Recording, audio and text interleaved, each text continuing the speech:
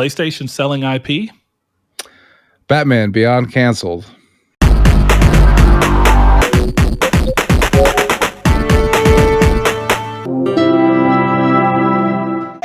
Well, hello, and welcome to another episode of Triangle Squared, a PlayStation podcast. I'm your host, as always, Mr. Brett Beck, and alongside me, as always, is Senor Saul Bridges, bringing you guys lucky episode 237, and alongside me is Mr. Chris Figs. Hello. Hope you boys have been doing well this week. It's been an interesting week full of interesting things, and I think I'm really curious to this question because up until the weekend, I thought like, okay, this will be a lot of stuff going on, a lot of games, but we like to start this show off the same way. If you're for some reason new or joining us for the first time, first of all, welcome. But we always start the show off with kind of catching up on what each other has been doing so that you guys can get an idea of what we've been playing. We have a chance to talk about what we've been playing and what we do and don't like about it, but also get an idea of what each other have been playing. So Saul, I'm going to start with you this week, man. What you been playing? I have been playing Dark Souls 3 again, still. And it's been 1 week since you looked at me, but it's been kind of annoying in a way. I've gotten one trophy, a single trophy in a week. It started this all off, and it's all gestures because I still lack 1, 2, 3 rings, and I'll be done with all the rings. So, and then you start your quest to get all of the pyromancy, sorceries, miracles. Yep. I did beat Death's Gambit, and soon enough. I was going to do it this weekend, but I didn't really have time. Was to start Death Stranding Director's Cut. Oh, yeah. Back up since I said I was going to play that, as it's been the second year that I would have played it. Or I say that, it would have been the second anniversary of it coming out for me, and I feel like it'd be fun to play it then. But I did download Forza Horizon 5 on Games Pass. I didn't play that much. I didn't play it at all. And I downloaded San Andreas on Games Pass. Oh, yeah, I forgot. San Andreas is the only one of the new trilogy that's free on there. Yeah, that game is awful. I've heard some pretty interesting things. Chris is shaking his head. I haven't played them at all, so my opinion is entirely based off of the online reception to this, which I understand could be very volatile considering. I am getting constant frame drops, constant screen tearing. When it rains, I can't see. It's like it hurts my eyes when it rains. I have seen footage of it raining, and at least it was footage of it raining in the dark. Yeah, and I couldn't see a thing either, and it just looked like a bright white rain. That's what it is. It's just bright white light just going down on the screen. And then somebody pointed out the way the game puddles up or something. How am I supposed to notice that when I can't see the game when it rains? So like I finished up the first mission. That's like the story mission, and then the second I got to free roam, I did some cheats. And then I did like the bunny hop biking thing for like an hour. And I'm like, this is fun. I'm going to come back to it when I can tell what it's going on. Because like I'm telling you, I have a Series X and I was getting down to like 30 frame rate drops. Well, I wanted to not be, and again, I don't know what the actual thing is, but of course, seeing people online talk about it, and Chris, I want to hear your thoughts about it too. But I think what's interesting there is I tried to refrain from being overly negative the moment that I found out that the people who were behind these were the same people that did the phone ports, and then by extension, the ports of the phone versions to console. Was there a problem with those? There's tons of issues. Okay, you said overly negative, so I'm thinking there's a reason why. And so a lot of people are kind of coming back and realizing that it's the same team that did those, and those were kind of, I don't want to say universally hated, but they're just kind of like, when you go into them, you know you're dealing with more issues than you wish you were. And I think the interesting thing here is removing the PS2 versions of these games in favor of these, if these are going to stay broken, if you have problems with them being broken. So Chris, you've been playing 3, right? Yep, I have. Any issues with 3? I guess that's the difference. So you're playing on 3 on PlayStation, and you're playing San Andreas on Xbox. Yes. No, I mean, I think there's some weird stuff in there, but I didn't expect much. So it's 3 with better graphics. Like, it's fine. I feel like a lot of people talking about it, not necessarily Saul, but people talking about it, expected like them to remake the entire game and make it look like GTA 5 and all this crap. I'm like, that's ridiculous. This is exactly what I expected. Very unfair expectation. It is. And that's $20. They're $20 games. Like, they have some issues that might need to be fixed, but I don't see. I will say, one of those things where people are talking about it like, yeah, it's a cash grab. And I'm like, no shit.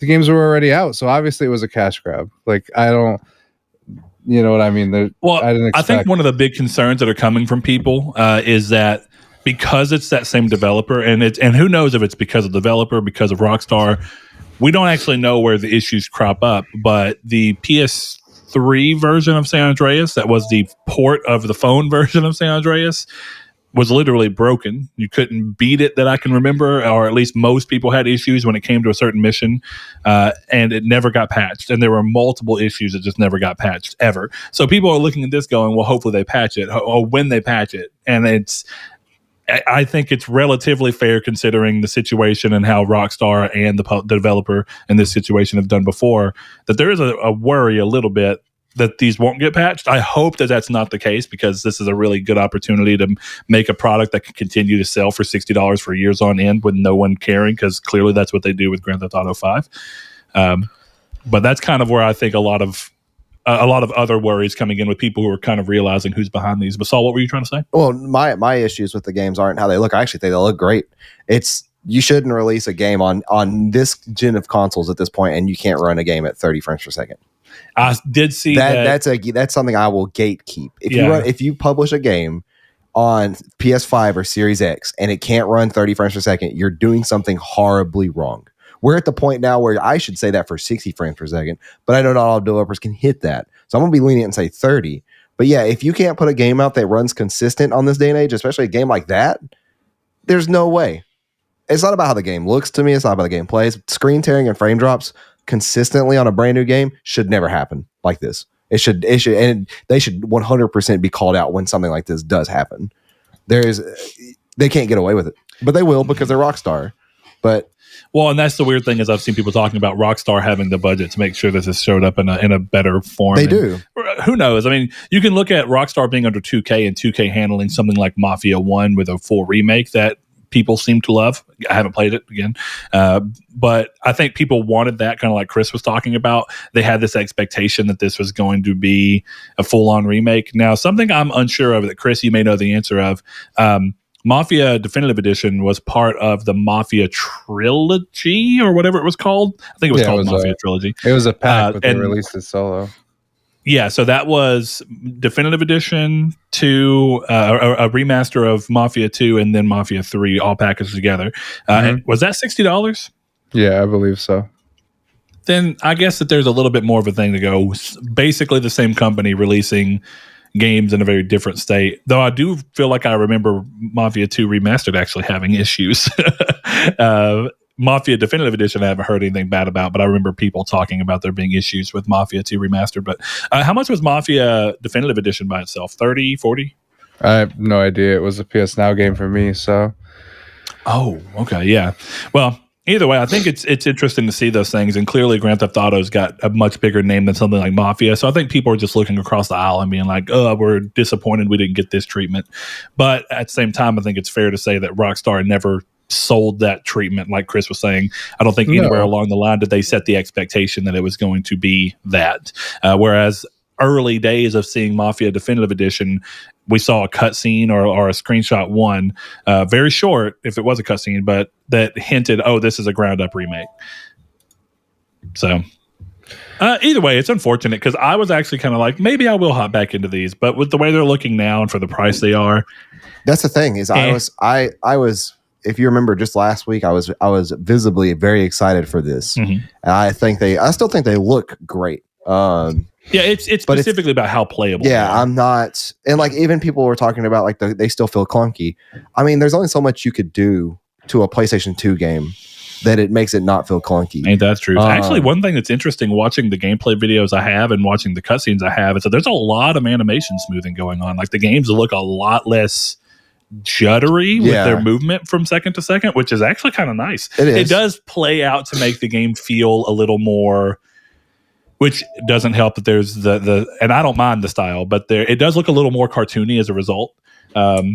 but at the same time, the remake I feel like is leaning into a slightly more cartoony look for all three of these anyway, because it's better to stylize something from PS2 than try and make it look realistic in a lot of ways. I feel like they were already stylized to begin with. They were, making it realistic would even look probably worse. It would. They did. I think so too. Yeah, but that's just my big complaint with them. It's like if they perform like that on PlayStation 5, I won't buy them until they're fixed. And yeah, if they don't get fixed, I just won't play them. I would have really expected, but I can't say expected because it doesn't matter. But I would have really thought that there would be a version for 60 frames per second, and maybe there is. Is there a performance mode for these games? Yeah, they have performance and fidelity. Xbox apparently doesn't.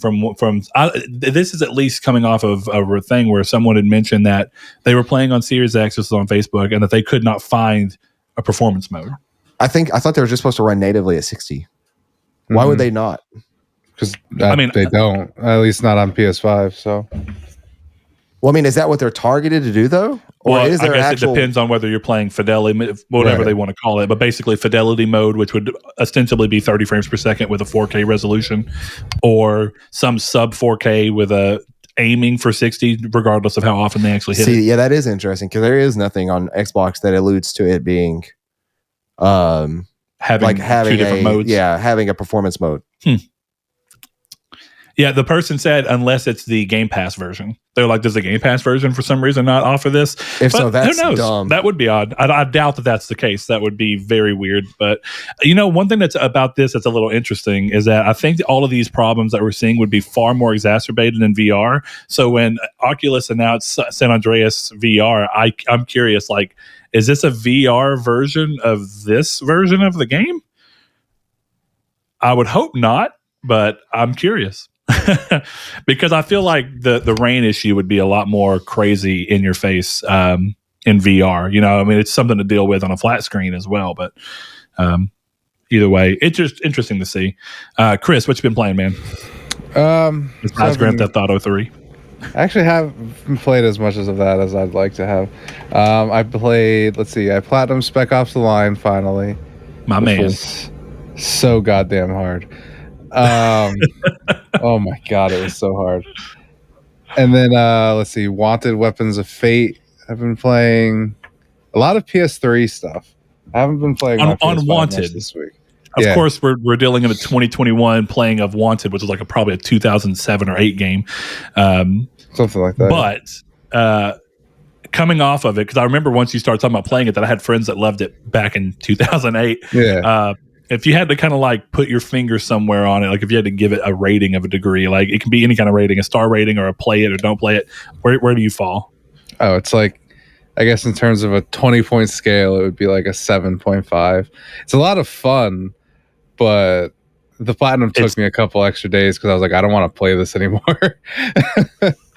So because it's weighed down by game design of the era or performance of the era? It's just because the last mission's really long and you get like 4 trophies by starting the first mission on a certain type of thing. Like it has close combat or time attack or headshot mode. So you start there, do like the first checkpoint, and then quit out and do the last entire mission. So by the 5th time I had done that, 6th because I'd beaten the game twice, because you have to beat it on a regular to unlock hard, and then you have to get hard. And this game's only like 3-4 hours long. But oh god, okay. By the time I was getting to the ending multiple times in a row, I was like, okay, this is the curving mechanic has kind of grown stale, but it's fine. It's a good game. It's fun. The weird thing about Wanted is the idea that even when I was watching the movie, I was like, this is cool for a movie, but this is like ripe for game. Like, yeah. I'm actually surprised that I haven't seen another game bring in bullet curving as something. I mean, it doesn't make sense because it's really such fun a game mechanic. Yeah, it's awesome in there where you'll get behind cover and you're just shooting over it, and it does like the slow-mo follow the bullet thing. I think it's really fun. I don't think it's a perfect game, but yeah, I think probably like the closest 2 things to those ideas I've seen is Sniper Elite with the bullet slow time thing where you see it go through. That's kind of that half of that. And then the other half is like a resistance. There's a gun that you can shoot a tag on somebody and then hide behind cover and then just shoot directly in front of you behind cover, and it would turn the corner and go hit them because like they're seeking bullets basically, which is fun. But it's like the Wanted mechanic is both of those things smushed together, where it's like you do it with an individual bullet and you could just kind of curve the thing around. It kind of makes me think, did you ever play Heavenly Sword? No, I did not. Or Dark Sector? You ever play either of those games? No. Dark Sector is really good. You're sending me Wanted. I should send you Dark Sector.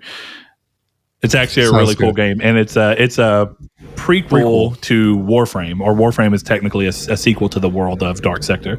Cool. But they have these parts where, and there's definitely other games, those are just the two that come to mind, where you have the ability to throw something or shoot something and then use the controller to like move it between the 3D space with the 6-axis. And that's kind of like, did Wanted do that on PS3? Like, where do you curve the bullet with the analog stick, or do you actually like tilt the controller? No, it's analog stick. There's no motion controls in Wanted. Yeah, well, I shouldn't be surprised. I just think it's interesting because they either got a lot of actors to do the voice talent, or like really good sound alikes. Because I think it sounds. The only one I'm not sure about is I don't think Morgan Freeman's actually in the game, but I think Common's in the game, and I think James McAvoy is. So it's like kind of impressive that they got all these people to do this mediocre game. I just got to find out. So let's see. Now Wes is James McAvoy's character, correct? Yes. Yeah. That's what I thought. So that's Jimmy Simpson. That is not James Really? McAvoy. It sounds like James McAvoy. I was surprised. It's like, Cross is voiced by Thomas Kretschmann.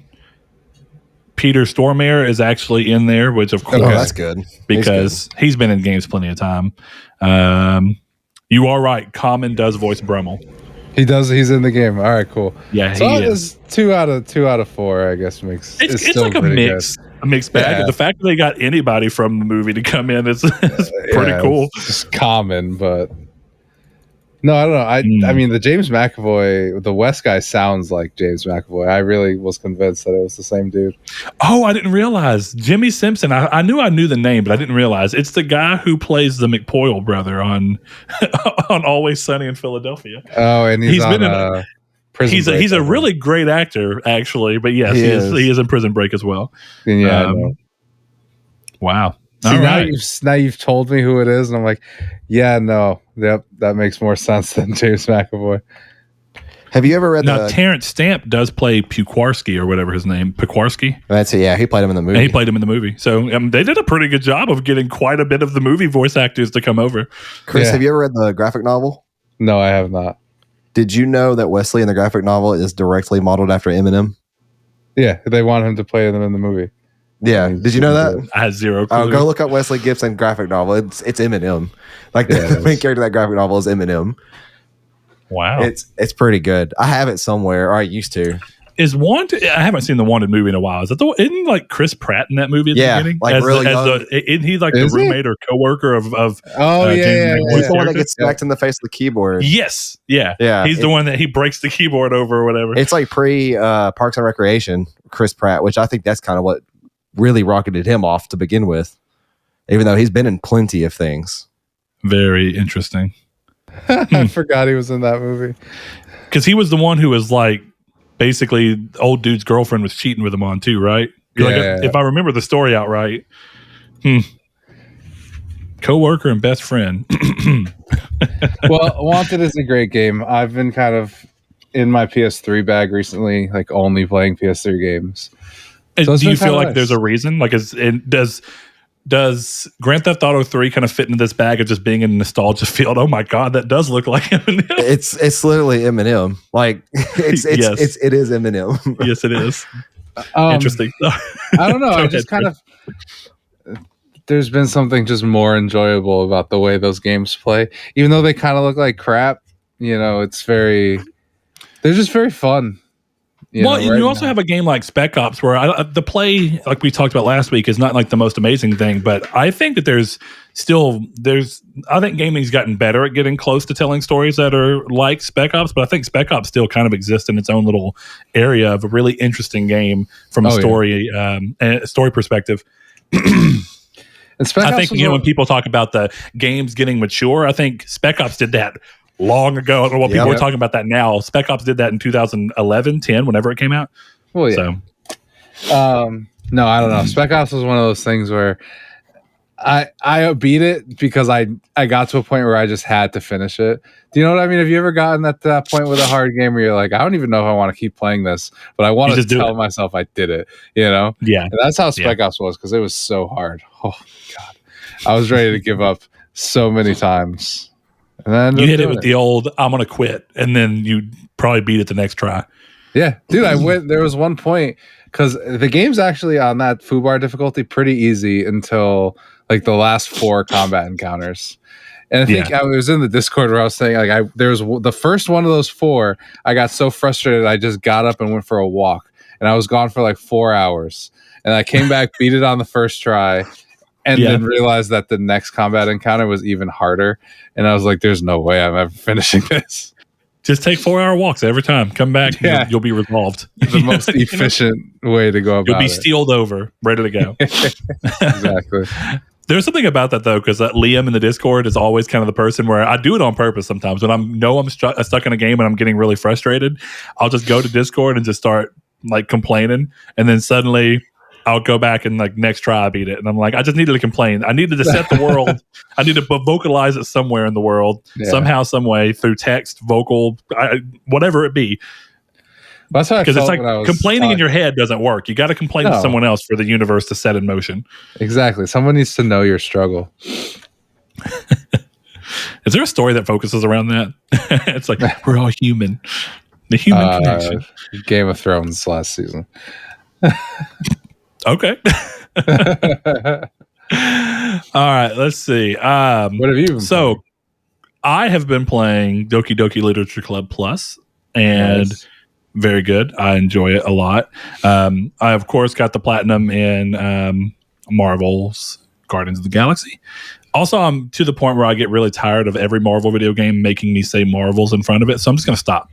Because I don't care. It's not Marvel's Avengers. It's Avengers. It's Spider-Man. It's just the game version of them. But they had to do that because of all those years of not great Spider-Man games. So they're like, well, we got to say Marvel Spider-Man so someone can tell the difference. It's our time. But yeah, I've been I got platinum in that, and then I went to Doki Doki. I've kind of been experimenting around with different things I want to play with, and nothing's sticking. So Chris, I started Tales of Arise last night. I've had it downloaded forever. Started Tales of Arise. I played for about 2 hours, and while I think it still does a better job at being quicker to get into things than like Tales of Berseria, where I was like, God, this is so slow, I'm still not really drawn into anything of Tales of Arise, and it's disappointing. I think it's weird. I think if I actually would have played Scarlet Nexus after Tales, I think I might have done better, because I think what it is that everything I thought Tales of Arise was going to be is what they ended up doing in Scarlet Nexus, where it's like Scarlet Nexus feels more robust and higher budget than Tales does. It's a smaller game, though not by a ton. To me, I don't know how far. I can't remember how far you got into. And of course, I didn't get that far into Tales of Arise, so I think we might be flipped from each other. You didn't get that far into Scarlet. I didn't get that far into Tales yet. But last night I was literally playing it, and I was so bored, and I was just like, I'm just not connecting with this. It's kind of jank in a couple of areas for me that I don't get why my character can jump, but the jumping is basically pointless. And which is weird, because I'd rather a game just tell me I can't jump than let me jump, and there's no reason to really jump.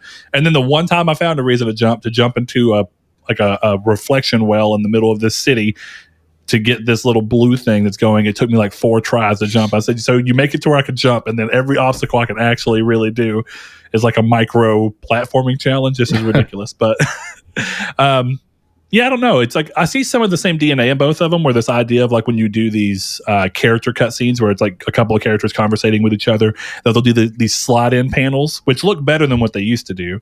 But I don't know. I just felt like character design was more interesting in Scarlet Nexus. I felt like combat was more interesting in Scarlet Nexus, and I don't know. It's slightly disappointing. I'm trying not to give up on it yet. I haven't deleted it, but I did quit last night in the middle of playing it. I was like, this isn't not what I want to do. Which kind of puts me in that thing of after Doki Doki, I'm not sure what I want to play. I think I might start Lost in Random, but I was kind of wanting to wait until me and you did A Way Out and finish that up. Yeah. So That's where I'm at right now. I don't really know what I want to do, but in a weird way, I guess connected to gaming, what I've been doing throughout the last couple of days when I didn't know what to play is watching the League of Legends Arcane series on Netflix, which I've already told you once to watch it, and I will tell you again, watch it. It's really good. I can't believe it.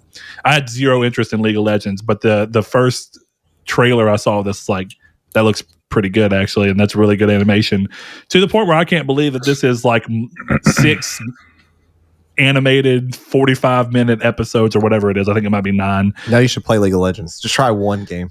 I'm not interested in MOBAs one. at all, but it's a free, so I guess I could. Just one game. Nope. Disagree. Just try it. Like I said, I have person for it. I think what's interesting is I feel like me throwing out that people should watch Arcane probably carries a little more weight because I had zero care or interest or even knowledge of League of Legends outside that it existed and it's a MOBA until this. So I'm not coming in with any kind of predisposed bias. I just think it's beautiful. And the story is pretty good so far. I think it's really interesting. And it's like watching a bunch of almost Spider-Verse level animation just done over and over and over. And I'm still almost every time that like a scene's playing out, I'm like, I can't believe how good this looks. This is crazy. So it's half of it. I mean, it is one of those things where it's so artistic that I can't believe what kind of budget had to have been thrown at that. It seems like it would be high. I know that Riot Games has a history of crazy stuff, and you know what? I don't know much about it. I just know that there was some going on, but I'm still going to watch this show. Just going to tell you. So I think it's really good. I'm halfway through it right now. I guess I'm 4 episodes through. So that's my tip of the day. It brings me to an interesting thing that we haven't talked about. Well, I guess we talked about a few episodes back. Is kind of this thing that we were doing where we were talking about when Kina's developers said that they were most likely not going to make another game for Kina, and that they were going to do something else, but that they might expand Kina elsewhere. I was kind of with you that who knows how well it would work, but I don't know. Honestly, this kind of gives me hope because seeing a game world and lore and be expanded through completely different means and be done so well, if it's handled the right way, I think that Kina going off into a movie or a series could really work. No, my only issue with that though is going back to what we said was that like League of Legends does not look like that. It does not play like that. It doesn't. You're right. It's the same reason why Castlevania works.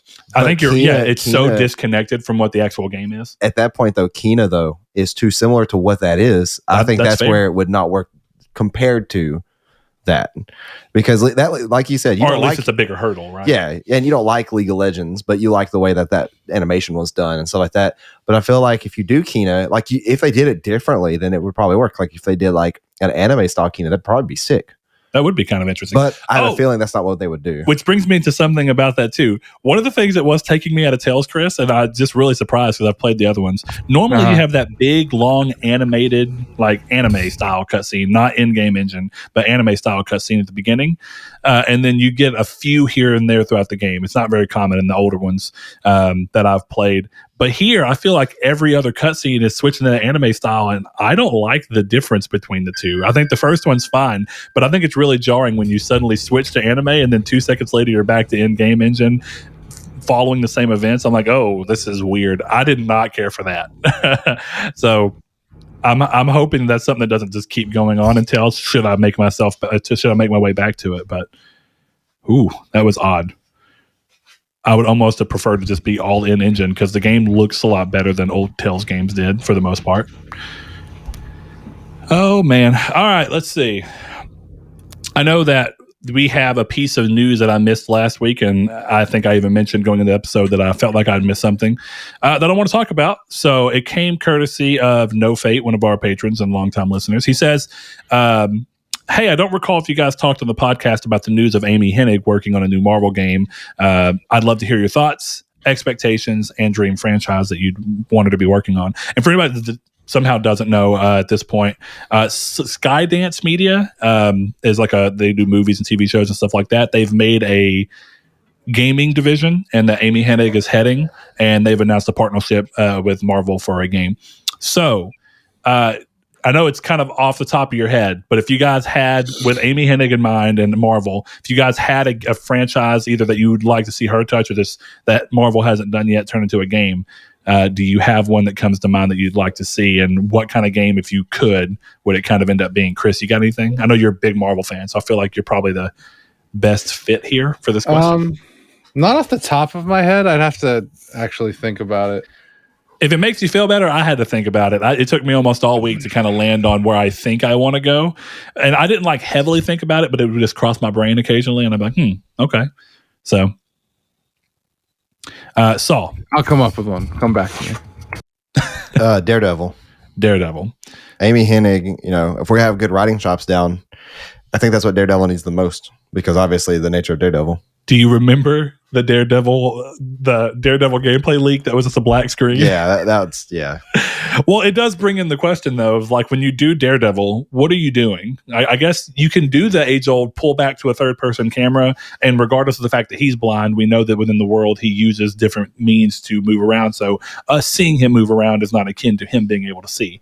Right. And I think it could be done pretty well. I think that there's a clever way to do him too that looks better like when you're playing or feels better when you're playing, and not necessarily from like a thought process. Well, and what would get me too is I think if you take the Daredevil idea and kind of mix it with what Hellblade did with Sinuous Sacrifice, and in combat mix a lot of audio design cues into it, so that whenever you're about to get hit or whatever, you kind of hear the little warning from the back, and you could do it in such a way where it would draw people to want to wear headphones. Because like when we were playing Hellblade, I kept telling people this is probably one of the few games where I really think you should play it with headphones.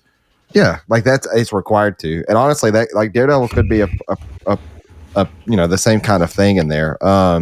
There's a part where Daredevil in the comics regains his vision back, and he sees why can't I think of his name? I'm not sure. I've actually never read any of the Daredevil comics. I've not read this one. I've just read right here, and it's the pain of the comic that you see. It's in Iron Man actually. See like that right there, how it's like designed. Yeah, like that's what he looks like normally. It'd be interesting to see a game like that. Oh, you're talking about with almost like the Curse of the Obra Dinn style. Yeah. I actually have thought about that too. There's also a VR game where you make noise and the world illuminates around you. Now, here's the thing. I'm not sure that a Marvel game that's trying to be a large-scale game would be ballsy enough to do that, because it's kind of like an indie thing. But I would love to see a Daredevil game where basically as you walk and continue to do things that make noise, the world gets illuminated based on how the sound bounces off of it.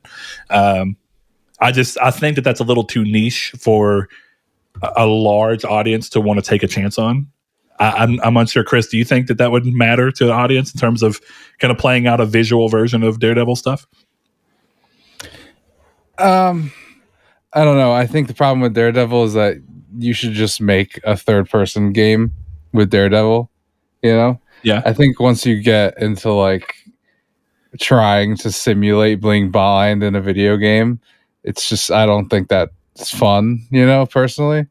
Well, that's why, because you can do that in a third person. And what Saul was talking about too is this idea of like, even if the game was third person, what if the whole world kind of had this almost like a black backdrop with neon lines look to it, where everything's visible and you can see it, but then it's kind of like everything is built up of their take on like echolocation. Yeah, to a degree. Like, and maybe not even when I'm talking about where you're dealing with the fact of having to move to make sound to get that. Even if it was just that the game looked like that, it would be interesting. But go ahead. What were you going to say?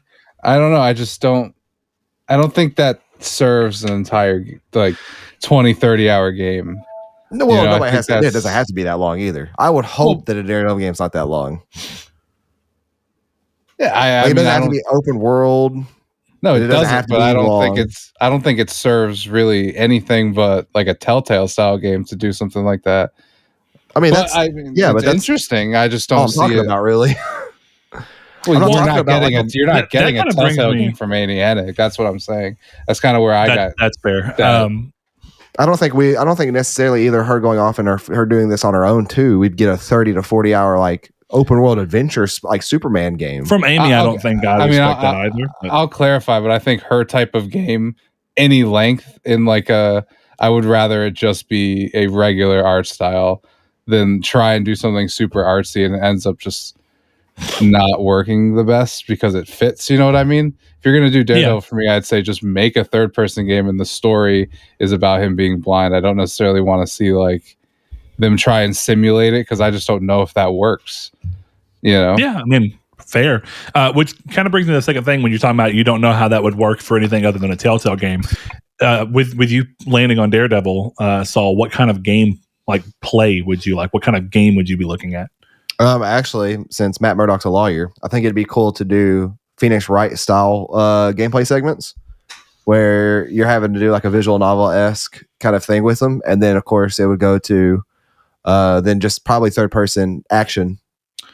Okay, which actually is kind of interesting because my answer that I came up with is about their secondary life thing. Well, I guess really in this case, it's more of their main one, but I like that idea of, and I think Marvel does that too a little bit, right? Where I feel, or Marvel, Guardians of the Galaxy does that too a little bit, where I feel like they take certain parts of the game to really focus on Peter supposed to be being this leader and kind of slow the game down and give him moments where he's got to communicate and work with the crew before you go back out into the bombastic action, because it paints the action parts that you're doing and the things that happen within those differently based on what you did during the leadership sections. Would you say that that's fair, Chris? I mean, or did you kind of take the game the same way? Yeah, it's definitely fair.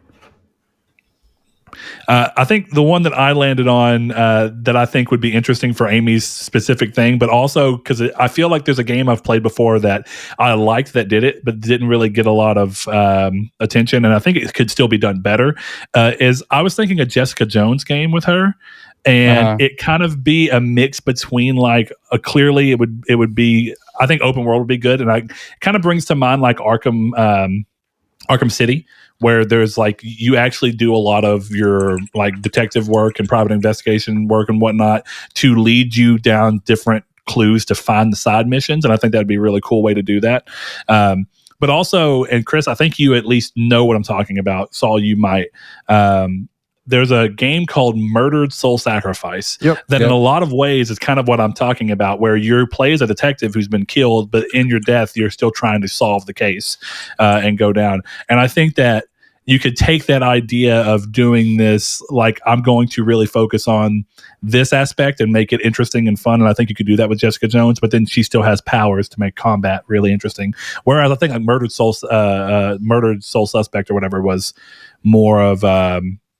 I think it's weird. I remember the game more for its non-combat sections. I think it had combat with gun. I think it was a shooting game, a third-person shooter, but that's just not the memorable part of the game.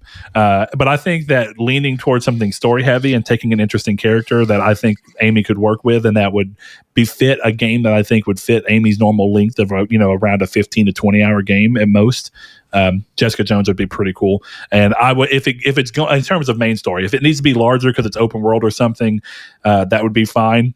And like I said, do the Arkham City style thing where you're like, whenever the part of Arkham City where you track down Hush is awesome because it's all about just being detective, and I think that's one of the best side missions in the whole game. So, Chris, have you come back on anything yet? I have, yes. It's I would want a Black Widow or White Widow game from her. Okay. So what kind of game would you think Black Widow would be? Or even White Widow? What kind of game would you be looking for? Because that actually sounds really close to naturally Uncharted mechanics, which is something she's already very familiar with. Well, that's kind of my thing is like I would do either, like if I was doing Black Widow, I would have just Natasha going, it would just be missions of her infiltrating and doing assassinations and stuff, all kind of going towards this bigger story. But I think I kind of prefer a White Widow thing just because then you could do like the Young Avengers or the Secret Avengers, that kind of stuff, like in the background of that. So you have her doing her own missions, and then you can have like these team up sections of stuff like that, which I think would be cool. I just think just give me a stealth game with those mechanics. Like if you get a Black Widow game, if you had to attach it to a stealth game stylistically, like leaning towards one stealth game that you would like it to use as kind of a footprint. Okay, that's what I was wondering. Hitman. I figured with your love for Hitman. Because if you could do like these sections of Black Widow kind of sneaking through and doing it really hard, and then they have these big, oh no, the mission went bad sections, and it's all these shooting, and I think it just works together to make a really cool cool game out of it personally. Okay.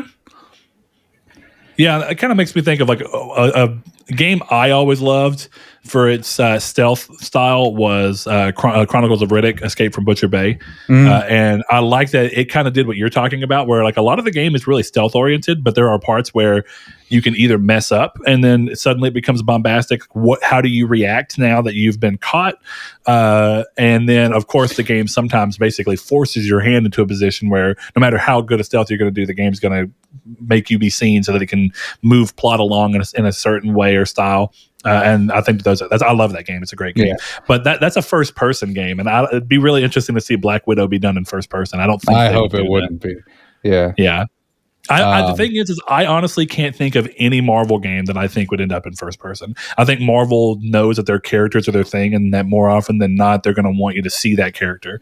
I could see like an old school style. Like it would be cool if they, in some dream world, they went to id and were like, "Hey, you guys want to do a Punisher game?"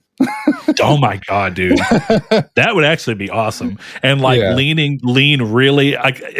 Some people didn't like it, but the 2008 Punisher movie they came out with, Punisher Dead Zone, I think is what it was called. Thomas Jane one, I think. Is that what you're talking about? I gotta remember the Punisher.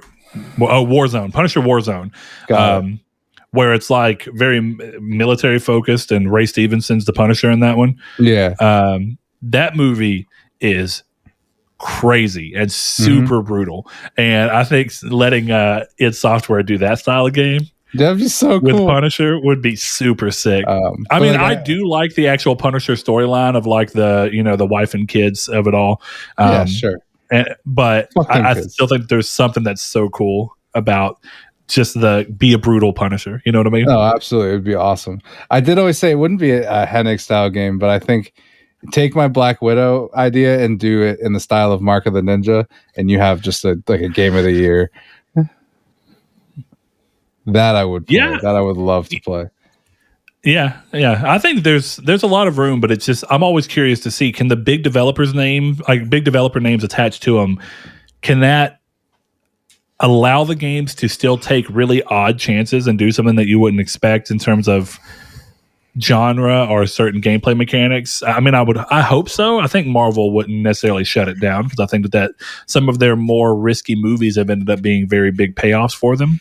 And you could do that in gaming as well. And I mean, they are doing that for Access XCOM style game. So I mean, they're willing to. Yeah, you're right. Which is a very different style of game. So you're fair. Yeah, fair point. Anyway, Sean, I hope that gives you. Sean said that his were Punisher, so comes in there. Blade, Black Widow, and then Hawkeye. I think Blade could be really interesting, but I don't know how exactly I'd want it to go. I have this idea of like it'd be interesting to see Blade almost play out in a way that was like. Which I guess maybe Vampire Masquerade would have some of that style stuff in it if it ever comes out. But I'm also thinking of Vampire, where it'd be almost interesting to kind of reverse that, to where instead of playing as a vampire, you're still in a world that's affected by vampires, and you're just moving through, which I guess could end up, well, it doesn't look like it from the screenshots, but that, what's that arcane game, Redfall? Yeah, Redfall, yeah. But I don't know. I almost hope they do. If we get to a point where Marvel games are kind of ubiquitous, I hope they do something kind of more fun. And if I was going to get a Blade game, I would want it to be a survival horror game where I have to be hiding from Blade the whole time.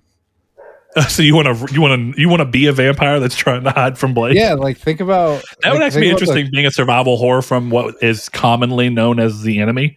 But you would be them instead? Well, think about like, what if every mission is just you trying to escape from Blade, and they all end with Blade killing you, but it's like that immersive storytelling of like what's going on with the vampires, that you find out more from the vampire's perspective, and it's just escape from this, and then it gives you story stuff, and then Blade kills you at the end, and it would be cool. I think that would be more fun. I think it would be interesting too. You gave me like that. What would people think if they made Alien Isolation in reverse, where it's the xenomorph constantly hiding from like Sigourney Weaver's character? Like, oh man, that would she's coming cool. for me.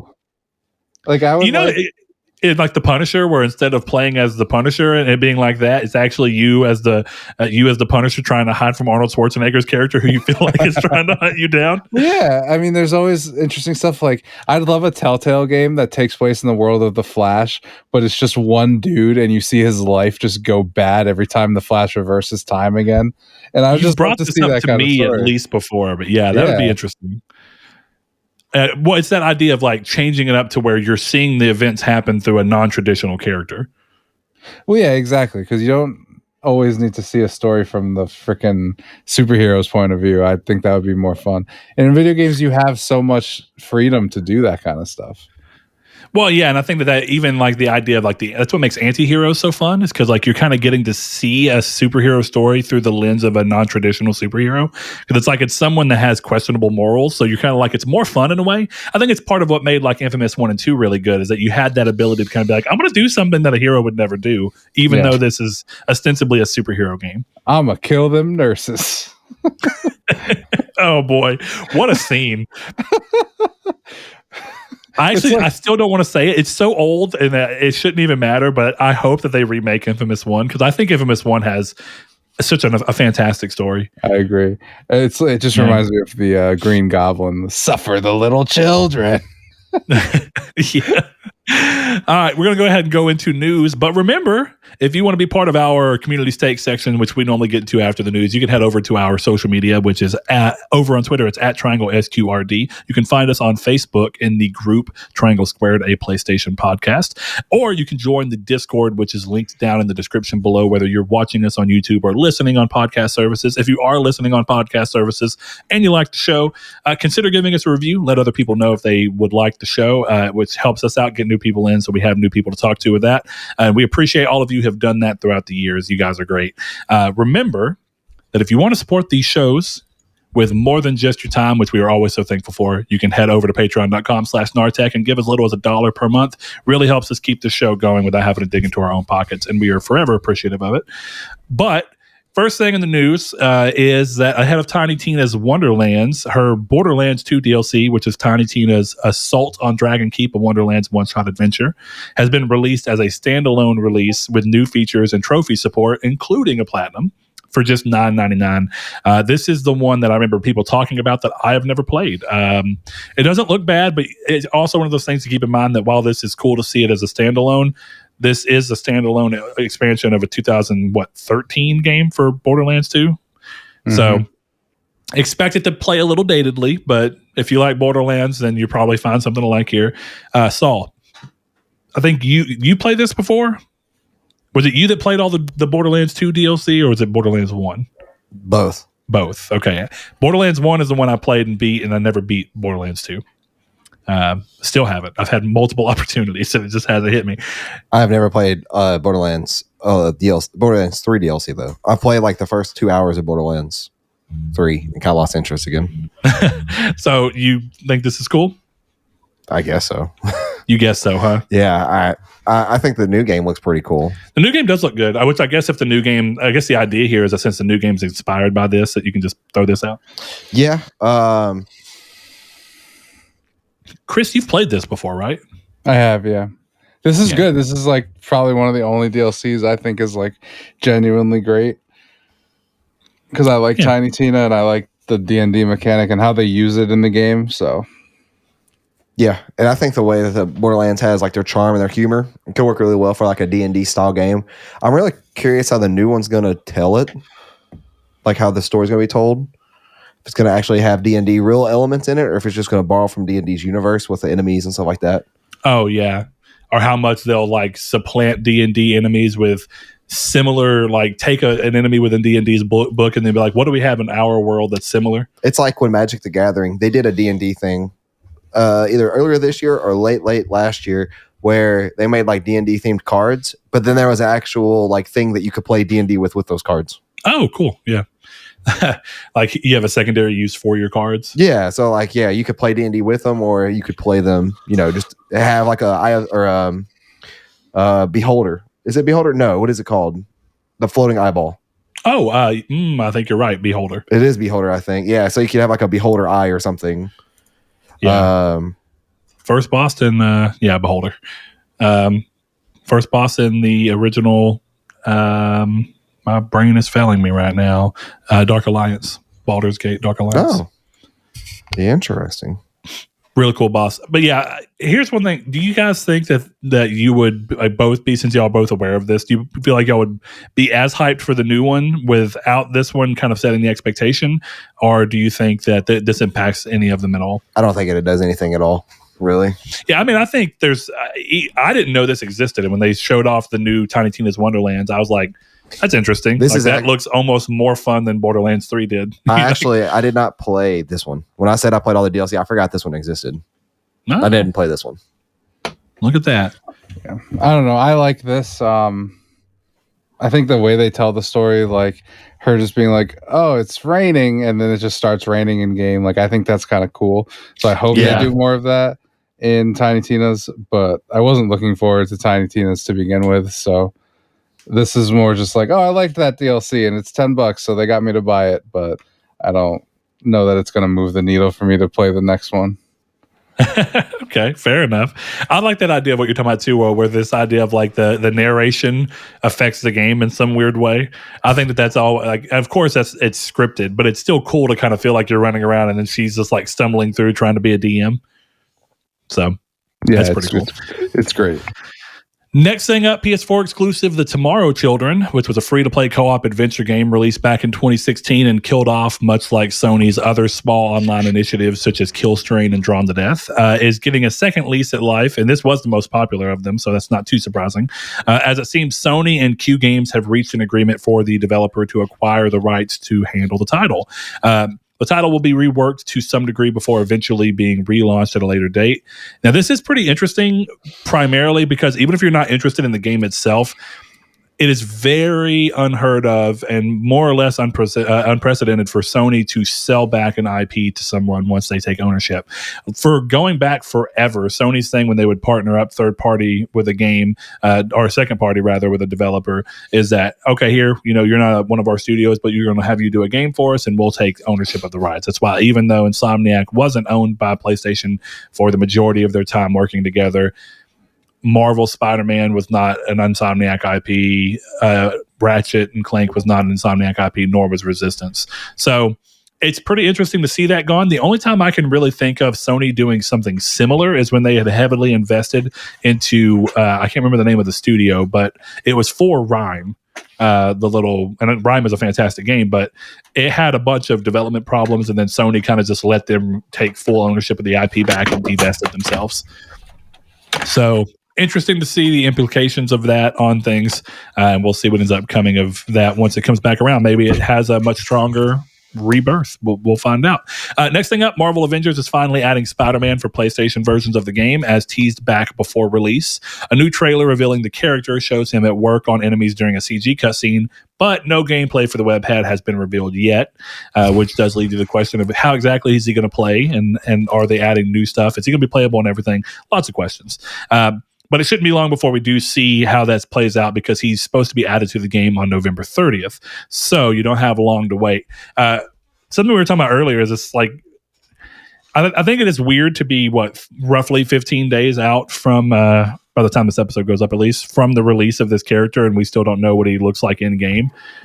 That's a little odd to me. I'm assuming they had their reasons for doing so.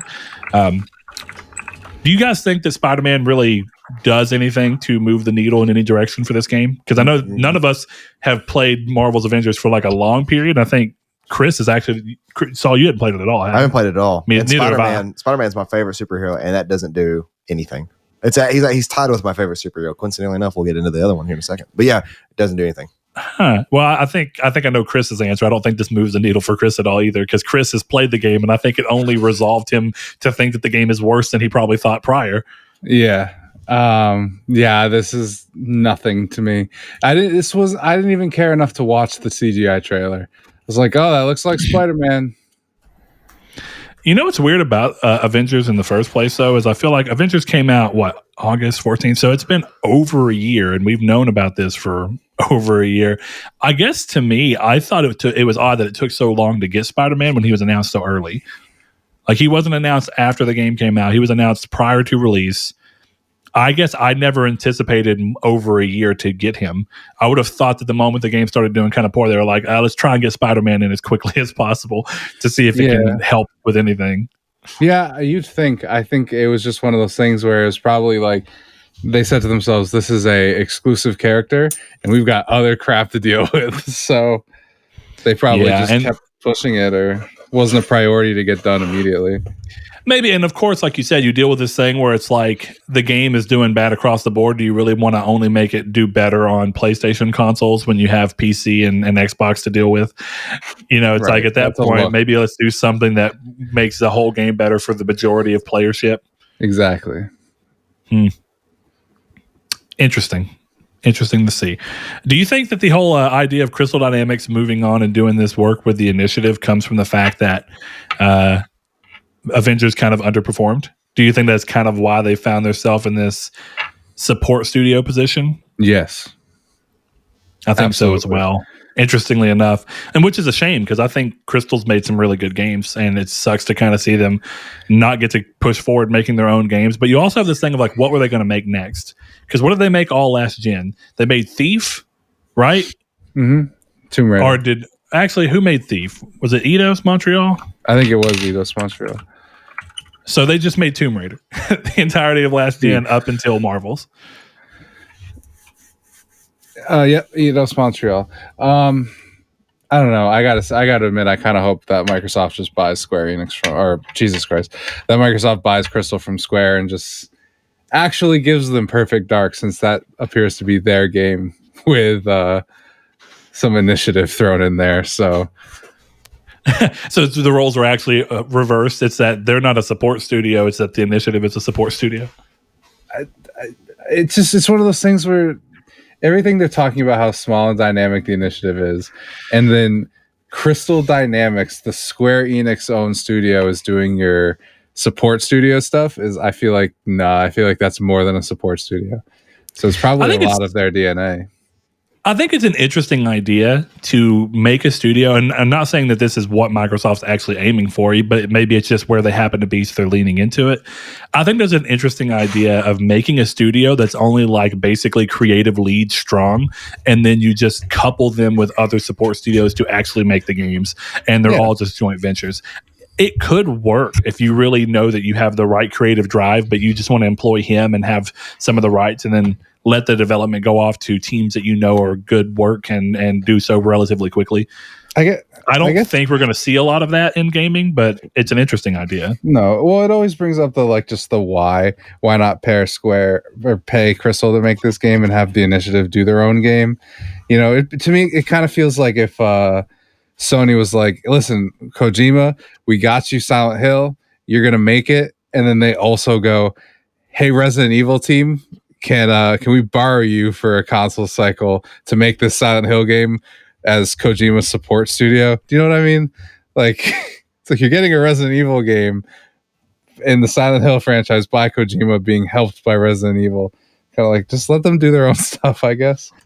If any of that made sense. It is odd. I mean, I guess the example I gave is kind of like what Square does every now and then, or Square did with like Nier. Both times actually, because when it was Cavia or whatever making Nier, and then Yoko Taro was the creative director on it, and then whenever it was Platinum Games developing Nier Automata with Yoko Taro being creative director on it, those are interesting situations where I guess it really is just Square being like, we employ the creative director, and then we just find the team that we want to make the game with the creative director, which I guess that's still different than the initiative, because the initiative is still like 40 to 80 strong or something like that. Yeah, somewhere around there. So it's an odd setup, but I'm curious to see how that game turns out, just because it's a very interesting way that the industry has taken a turn. Let's see. Next thing up, concept art from a canceled Batman game has appeared online and showcases an older, gray-bearded Batman alongside a younger Batman brandishing a red bat symbol. The designs would fit perfectly, basically, into the basic premise of Batman Beyond, where, of course, you have an older Bruce Wayne who chooses to retire, or basically has to retire, and pulls in young Terry McGinnis to take his place as Batman. But it would seem that while there were rumors of Batman Beyond game in development, that this likely points at that it was, of course, either canceled or put on the back burner in favor of Suicide Squad, Kill the Justice League, and, of course, Gotham Knights. I think this one's really interesting. I love the way that the concept art looks, and I'm kind of bummed that we didn't get to see this, because after Arkham Knight, my gut was like, they need to do Batman Beyond, where this particular version, definitely with the way that Arkham Knight ends, this particular version of Bruce goes so long, and then as crime starts to rise back up, he feels the need to find someone to fulfill his role as Batman, so that Batman has this idea of being even more of a symbol, which I think ties into the way that Arkham Knight ends. Saul, would you have liked to see this? Yes, and I hope it's still not canceled. I hope it really is on the back burner. I could imagine Bruce, after the ending of Arkham Knight, like having 5 years go by in that universe, and then things in Arkham kind of swell back up again, and then him like, I have to find somebody else. Well, it's weird. I don't want to spoil the end of Arkham Knight too much, but you have this idea where Batman's still around in a very odd sense, and seemingly using the fear toxin. Yeah, if you do everything to get the hidden ending. Yeah, so if you keep going, right, and you keep going through that, arguably there is a Batman. So I guess you could do the real Batman Beyond setup where you go a little more futuristic, and you have it be that like 20 years go by. Because I would say in the Arkham games, Bruce feels like he's like maybe 30 to 40, right? Yeah. So have it be 40-ish. Like 20 years in the future, he's getting in his 60s, he's getting up there, and he's having a harder time doing it. And he kind of gets to this point of like, huh. But then there's all sorts of things too. It's like, would they want to actually look at the Batman Beyond story of like Terry being a clone of him? No. Would they even bother? You know? No, please don't do that. Yeah, in the show, I love that storyline, but but it's, I don't know. It just feels weird nowadays. Back then, that was something fun, right? Like that was something unique. But now it feels like clone. People have done that enough times. Too much. Chris, you have any interest in Batman? I have some interest in Batman. Yeah, not this one. I like Bruce Wayne Batman. I never connected with any of the other ones. So, well, the great thing about the original Batman Beyond show is that Bruce was still there the entire time.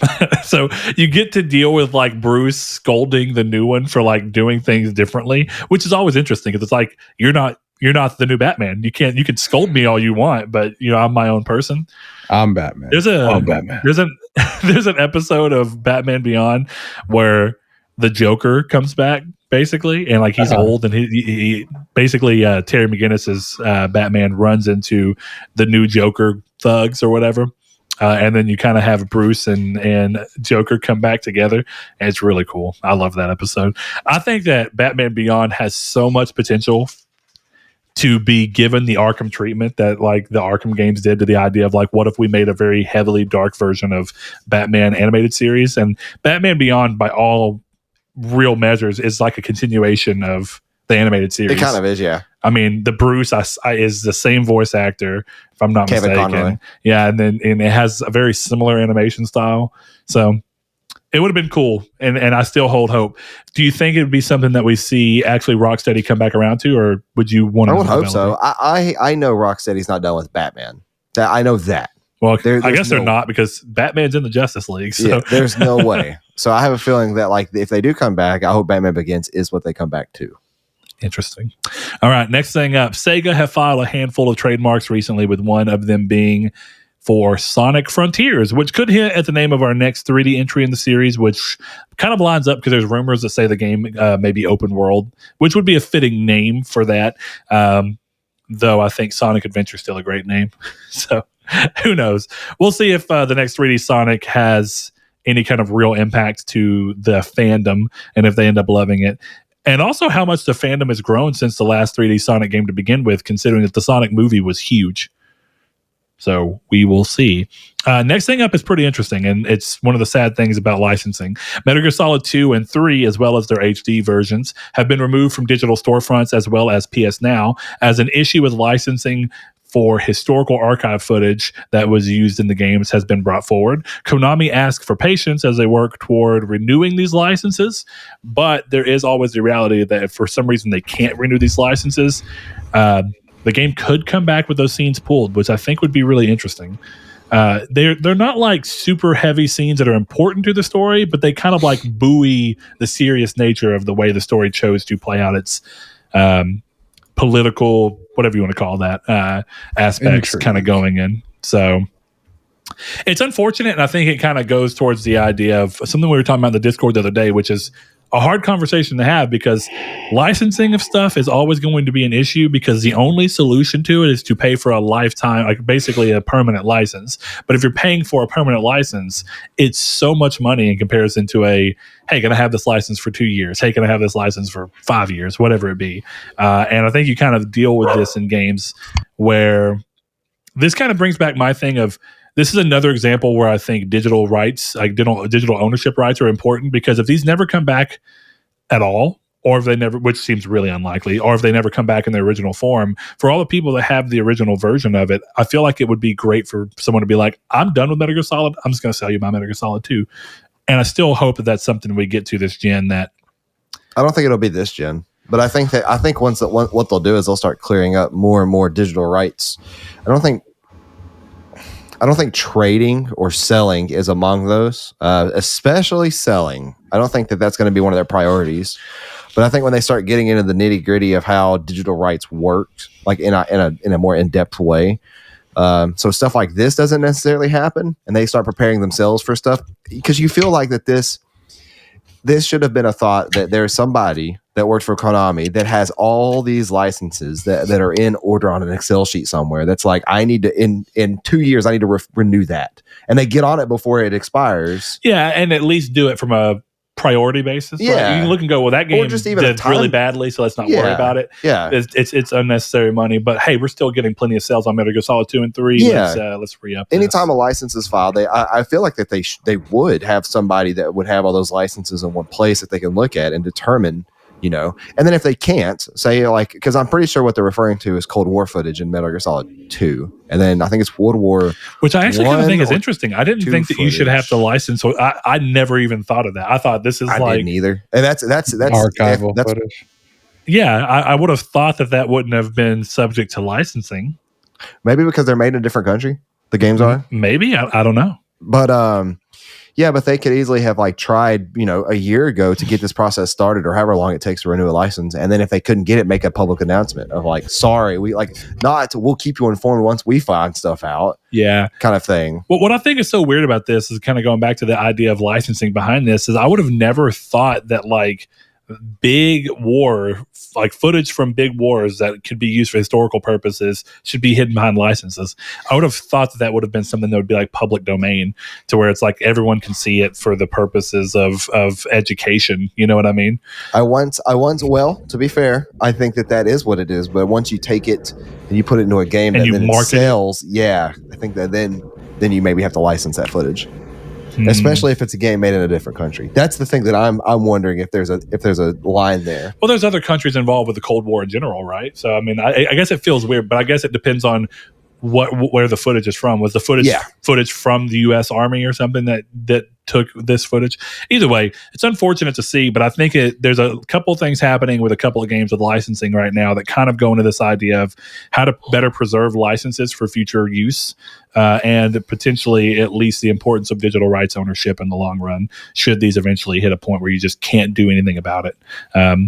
So unfortunate, but that's where we are. Hopefully it comes back. I would be very surprised if they don't get this back. But the other side of that is, just because the license is up for renewal doesn't mean that the licensee, or the licensor rather, the license holder, actually wants to renew the license for you. They can choose to deny it, which leads to a lot of weird implications for this. Luckily enough, it's very short-term stuff. Unless there's something in Metal Gear Solid 2 that I'm not remembering, where this is a big part of the story. I know, man, it's in a flash. It's like a flash sequence. I don't know how much the games would actually be impacted if they had to be removed. Not much in 3 for certain. 2, though, I think there's one scene I know for certain. There's like 3 hours in where it happens, if I'm remembering it correctly. And even then, it's like I said, it's flashed up on the screen of stuff that's happened. Yeah. So, I mean, it's cool for adding a sense of like weighted realism to these games, which is what they were going for. Yeah, and that's absolutely what they were doing with it. But oh well. Next thing up, Uncharted Legacy of Thieves Collection has been rated for release in Australia, meaning that while no release date was given at initial announcement, the game is likely nearing completion. We were given an early 2022 window back whenever this was originally revealed. And this being already put up for rate makes me think that this game may be closer to release for the PS5 version specifically than we had thought. But it kind of makes you wonder, are they trying to do the thing where they're holding off to release this alongside the movie, which makes a lot of sense. But you run into this problem of it being another February release, which February is already pretty packed. So I don't know. I think I don't know. It's kind of like Chris always talked about with this idea of re-releasing The Last of Us. When they're talking about this remake, re-releasing The Last of Us or remaking The Last of Us and trying to release it alongside or at least pretty close to the HBO series. I don't know. It's an interesting idea. It can totally work, but it may not. That's kind of where you end up being. Chris, do you think that they should release a game from a series alongside the movie from the same series, or nah? Probably. I think it depends. We're talking Uncharted, right? Yeah. Sorry. I don't know. I always thought this was coming out in January. I thought they straight up dated it for some reason when they announced it. So I was kind of surprised. Yeah. Well, right now there's no real date, so wait to see. I think January or March could work. January as like a preamble to the movie, March as a after release, to where it's like, hey, you watched the movie, maybe this is your first exposure to Uncharted. If you want to play the games here. Yeah, I don't know. I think this is just an interesting project. I think it'll be done by February. That makes the most sense. So I don't know if it has anything to do with the movie. Obviously, it has something to do with the movie, but I don't know if it has a ton to do with it. Which actually, now that I'm thinking about it, right, it's interesting that they're doing. If this is related to the movie, it's interesting because 4 and Lost Legacy, I think it is, are the only ones that have to do with Sam. And Sam is talked about in the movie. Yeah, I was going to say they specifically talk about Sam in the movie. So maybe that's why they're doing these right now and not the whole shebang. Well, and I get this other thing though too, where I was actually talking about it, and I don't think maybe it would work. Maybe I'm wrong, but say that they would have done what I suggested, right, where they did a remaster of all the Uncharted games and called it the Master Thief Collection, which I still think would be a great idea.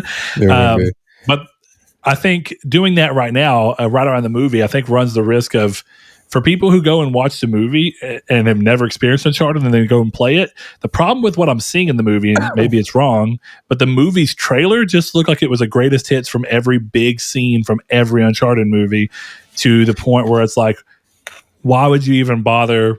Like you just witnessed it all. Like, yeah, there's great characters and stuff in there, but like, part of what made those Uncharted games so loved during the PS3 era was like oh man, did you see the crazy shipwreck scene or the train scene in Uncharted 2, or the plane scene where he's coming out of the cargo plane in Uncharted 3, and it looks like they're just taking every part of every game and being like, all right, we're going to put him over a desert in a plane, and we're going to put him in an island where you see what looks like One-Eyed Willie's pirate ship, and that's from 4, and then we're also going to put him in the jungle from Uncharted 1, then we're going to put him in the chateau from Uncharted 3 and 2, and it just gets to a point where I don't know how is that movie going to cover this much of the globe all at once? Are they trying to like loop it to where every single one of Marco Polo's stories or something was just like traced together, or all of Sir Francis Drake's were just all tied together to where the end of it all? I don't know. The movie is genuinely just blows my mind. I don't know what they're doing with it. I don't know. I'm excited to see it, even if it's not good. I'm not excited to see it as much as I'm curious to see it. Well, sometime in February, you can look forward to hearing our thoughts on Midweek Matinee, our sister podcast. All right, see, we got 2 things left over here. PS5 released exactly 1 year ago as of Friday, pushing it into its second year on the market. So kind of a quick question. If you guys had to look at what the PS5 has done in its first year, if you had to kind of give it like a quick report, how well do you think PS5 is doing, all things considered, at the end of its first year? Chris, you go first. I think it's doing pretty well. I wish there were more PS5 games, but other than that, I think it's been doing pretty a good job. It's been a good launch so far. I've had a lot of fun with mine. Well, good question for you is kind of the look at the future of the whole thing that they sold about loading games. Do you really feel like you've been missing the PS5's loading as you've been going back and playing these PS3 games? Yeah, it's noticeable. It's not great. So if nothing else, it's at least sold you on a future that they've kept up with. All right, Saul, what do you think? About the same. Y'all know that I've never been one to care about numbers and sales and stuff like that. Yeah, and I do. I guess this is more like a personal report. Yeah, like even if the PS5 had somehow sold only 1 million units, are you liking what it's bringing? Yeah, I mean, obviously it's doing really well because you can't buy them, and when they do hit the shelves, they're gone. And for me, we'll get into it with the next little thing we'll get into, but I have an interesting communities take that could be either a side communities take if the audience for it's not large enough, but I think the audience for ours is going to be kind of large enough. But yeah, I've been enjoying it so far. It's hard to believe it's been a year already. All right. Well, then nothing like this segue to the last piece. The Game Awards are back this year with host and planner Jeff Keighley. Where? The celebration of the year. I just did that. I thought we were doing the one above that too. I'm confused, Saul. Did we skip the production cuts? Oh, you're right. We did. I did. Sorry, my bad, guys. So it's just going to be kind of what Saul was talking about, where they're hard to get. Sony reportedly reduced the production outlook for PS5 by 1 million units for the time period through March of 2022. They originally targeted 16 million units produced throughout this year period. And if I'm not mistaken, it was actually lower originally. Then they pumped it up, and now they're having to go back and cut it. But basically, more shortages than originally anticipated has led them to adjust the number accordingly, down to about 15 million rather than 16. This, of course, means it'll be that much more difficult to get a PS5 through the holiday season, where it will be a hot item and potentially even past the holidays, depending on just how much the shortage is hitting. We've been talking about it being difficult to get a PS5, but I wonder if it's about to get more difficult as we're seeing so much supply chains in pretty much every industry. Chris, I don't know about you because I know you're still kind of working in food. But like our industry that I work in particular, and then the parent company of mine that is a different industry, seems like supply constraints are just hitting everybody super hard. So it might genuinely get hard to get a PS5 in the coming months, as opposed to what people have thought to be difficult. It's a problem in food too. Like I not figured able to get stuff. Yeah, which it's weird, at least in our area, whenever I do go out to eat, I haven't had any issues where they're like, we don't have this very often. I think Chipotle is the most common one. They're always out of queso. They're always like, yeah, we don't have queso. Cheese has been decimated by the cheese production is gone. Man, I would almost go into a famine if there was a world where like cheese was the only thing that got hit. Coronavirus issues have led to cheese being severely dropped in production. Pipeline is clogged up. People are like going around selling little Baby Bell cheeses for like ridiculous amounts of money. Hey, man, bro, I got it. I got that Mott's. William Holmes. It's like one of those little bag. They open up their trench coat and it's just a bunch of cheeses. It's just a bunch of different cheeses hanging. Oh, how you doing? I got some Gouda. No. Cheese. What are you buying? What are you melting? Oh boy. There's people that are just getting off on someone like melting cheese over their food. Like, oh yeah. Oh boy. All right. So the last thing that Saul was talking about is the Game Awards being back, with Jeff Keighley suggesting 40 to 50 games will be shown in some capacity, this time done on site instead of what they did last year with the online version of the event. So there will be people on site getting up there on stage doing their things. One of the things he said that kind of found interesting is that he wanted to focus on games more this year, which, God, I hope so, because I get so tired of just like, I'm trying to watch this for games and Game Awards, and yet you're giving the awards away during commercials, but you're spending 20 minutes of me listening to some group that I don't care about. It just seems like it wasn't very focused on games. Probably. But yeah, that's just kind of, I know. So we get to that point where he's talking about that, so maybe this will be more focused. But of the 40 to 50 games, he claims completely new reveals are in the double digits. So we'll see what that exactly means. Could be anywhere from 10 to 50, I guess. Unlikely to be 50. And he talks about next-gen games and how we're going to finally see that the best of the industry for this generation is yet to come. Big promises. Big promises. So, Saul, you clearly have some kind of a bone to pick with the Game Awards. Yeah, it's just bad. It's bad pacing. They're 5 hours? I feel like every year it gets longer. How long's the Grammys? How long's the Oscars? I don't know. one day. Shut up. I guess to be fair, right? Here's the thing: is that if the Oscars are long, which maybe they are, about 3 hours. 3 hours, which is actually about where this is at. If we're looking at the this, last this one is was supposed 5 to be hours, around. wasn't I don't know. Was it? It was not. Don't get me wrong. It felt way too long, but I want to say it was like 2.5 to 3 hours. That feels right. Let's see. The Game Awards 2020. Yeah. Runtime. No, I'm just going to look up. It was 3 hours and 19 minutes. So it's a little too long. And it felt even longer because of all the advertisements that get crammed in. And the amount of content about games versus the amount of content about everything else is not equal. Like I said, it just feels weird. It feels like if you went into, which it does happen, right? Though, because like the Oscars and all of those different awards still have musical acts, right? It's just one of those things. So I don't know, because I don't watch those things. I don't know how long those breaks in are, but it does feel weird to come into something and be like, we're going to talk about something completely non-movie related right now. Clearly it happens, but because you always have the age-old argument, right? That games use music, so having music being played isn't wrong. Which, you know, kind of like now we have this We Are OFK game coming, then OFK being there last year feels a lot more justified suddenly. And the year before when they did the Doom stuff, I was like, that's pretty cool. Having somebody play out the Doom soundtrack feels fitting in that it's like still entertainment, but it's fitting to the game industry. I think Chris may have something. Chris, you look like you're holding something back here. Not really. I just don't. I know that you don't have as sharp an opinion on the Game Awards.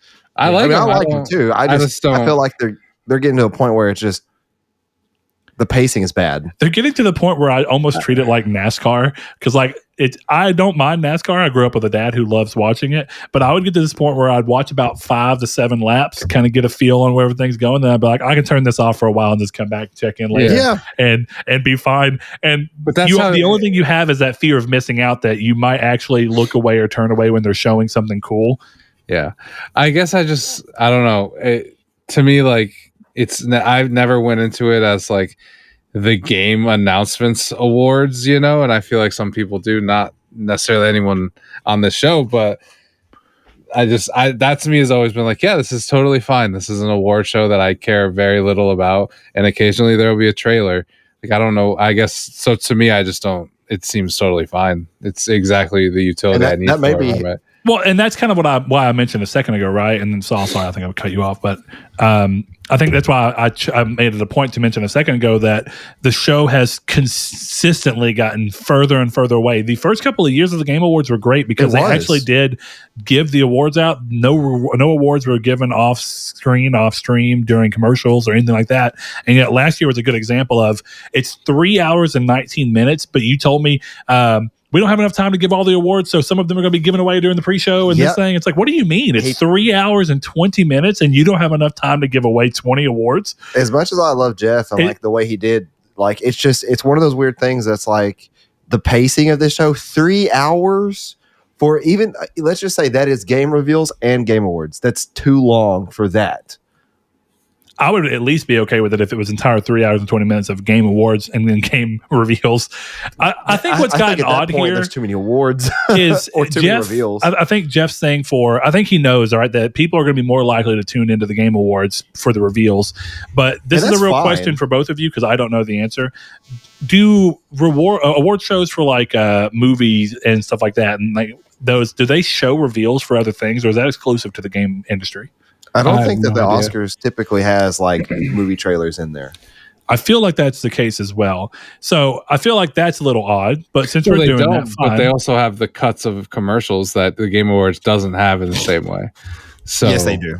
They do not have significant blocks of time. Like they have the occasional cutoff, but they don't have like the Wendy's and McDonald's ads like it's Oscars not big corporations like that, but there's still a part where Jeff Keighley's like, we'll be right back with this next part, and then it cuts off to something completely unrelated. Yeah, but it's not 5-10 minutes of it like in a TV yes, it show. Is. It's totally the same thing. Well, and it depends on the year, right? Minutes of commercials on the Oscars. It depends on the year, and I think that there's a point where sometimes they try to work better, because I think where the Game Awards excelled at trying to get advertisements so they can happen, because I understand that the reality is for it to happen there needs to be money involved into it. Do y'all remember the year that they had the Schick guy, and they had the commercial that they made specifically for it, where it was like the Schick Razor in Mortal Kombat playing and fighting? And they did spend a considerable amount of time going back to the Schick guy, and that's fine. I didn't mind it. There was like a Schick mascot that was running around, and the camera would occasionally go to him and spend like time a football following game him, kind of thing. And then they had that commercial where he's in the fighting games, and I think that's a little bit better. It kind of goes like what I was talking about, where for some reason, regardless of whether it's reasonable, it does feel easier to want to swallow. Like, oh, okay, we're going to spend 10 minutes listening to the Doom soundtrack being played with Matt Halpern actually being on the drums, which is pretty sweet, versus Imagine Dragons. Whatever it be. I think there was Imagine Dragons one year or whatever, and it's just like, okay, so one is just contemporary songs that are being played as a means of a break, and then one is specifically tied to games, and it feels like one has more of an effort to be tied toward that. So to that degree, it does feel like if a show is full of that, it still feels more game oriented than otherwise. Well, my issue is like it's exactly what Chris was saying in a way. Like the Oscars is awful to watch because like they do the thing of like here the Oscar for the best horror movie when we come back, and then there's a break, and then you come back, and then there's a little bit of like joke time or like a little pre-roll banter, and then they finally get to it, and then when that's over, they're like, and then next, and here in a second, we'll come back to this, or sometimes they'll do 2 or 3 in a row. It's the Game Awards is the same thing. The problem is this is not cable TV. This does not have to be interrupted by breaks like that. It does not have to be. The pacing could be better, and I think it's got to the point now where it is so big that he does require like this advertisers to have this, and that's my problem with it. The advertisers, it's gotten so big that the advertisers cause the pacing of the show to just slow down to a halt. Well, yeah, but you wouldn't get this without the advertisers at all. We have gotten this before the advertisers. No, we got it on Spike TV. Spike was paying for 2 years ago when they revealed Spike was paying for it when it was the original Game Awards. Well, yeah, but like think about when God of War was revealed. Yeah. Or the whole part with that was back. That was E3 when it was actually revealed. But think of like what was it when it was at the Game Awards? The gameplay of God of War wasn't anything, right? Specifically for God of War, it was gameplay at E3 the same year it was shown. But look, I think I know the best way to kind of explain what you're talking about is that I think every year it feels like the show's gotten longer, but not necessarily because they're doing more awards or even more reveals. It's just longer. It's now 3 hours this year versus let's see what it was last year. So he's saying like even though there was, because you're right, Chris, there has to be advertisers, right? Ever since he started this on his own, there's been advertisement.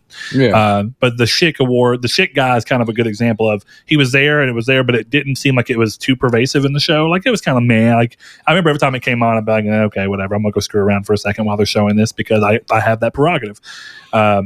And it does feel like it's longer. But I think the interesting thing here is to look at Jeff Keighley doing kind of what he's wanting to do with Summer Game Fest, which I feel like is more of what the Game Awards is trying to do. But I feel like the Game Awards name is really odd because it makes you think that you're supposed to be watching for awards, and then you spend over half the time doing anything but awards. Whereas I think Summer Game Fest ends up working well and feeling paced well because of the fact that it's about just being reveals and it's about spending time doing that. So even when Jeff would do these things of where he would stop the show to like show the video of him in his room talking like either to the camera, setting up for the next thing that was going to be shown or doing an interview with somebody, it felt more fitting to the time and the place and considering the name and what the event was aiming to be than something like a name of the Game Awards would lead you to believe. I think that's where it kind of comes down to me. And see, this is what I was talking about was 2018, where it did have God of War and Mortal Kombat 11. That was 4 hours long. That didn't feel like 4 hours back then because the pacing was done so well. Yeah, I don't know. I think Game Awards are going to be better this year than last year because of the fact it's on site. I think part of what slowed it down last year is it being an internet like online version of it, but maybe not. I'm willing to give it a try. It's kind of the point where kind of like Chris, I go in with low expectations and just let it do what it can. I'll watch it. It's just I may watch it while doing something else, which is probably the best way for anybody to take this. Platinum grind while you do it. You know what I mean? Have one screen with that on, and then do 300 quest in Diablo 3 or whatever the thing is. I can't remember the actual thing. It's terrible though. So something that's kind of been brought back around into the thing as we kind of move into what we're going to do for the main topic. It's kind of gotten brought back around because of, once again, Elden Ring and the idea of difficulty in games, and then difficulty in games being continued to scooch into the idea of accessibility in games, because if a game is difficult, apparently it's inherently non-accessible. So that's kind of something that I know we've talked about before, Saul and I, but I don't think we've done so with Chris. And I think that there's a different conversation I want to have around it to a degree. I do kind of want to talk about how you feel about accessibility in games, and if you actually do feel like From Software is failing, if they even should have to worry about that. But I also want to have the conversation about games being first and foremost art.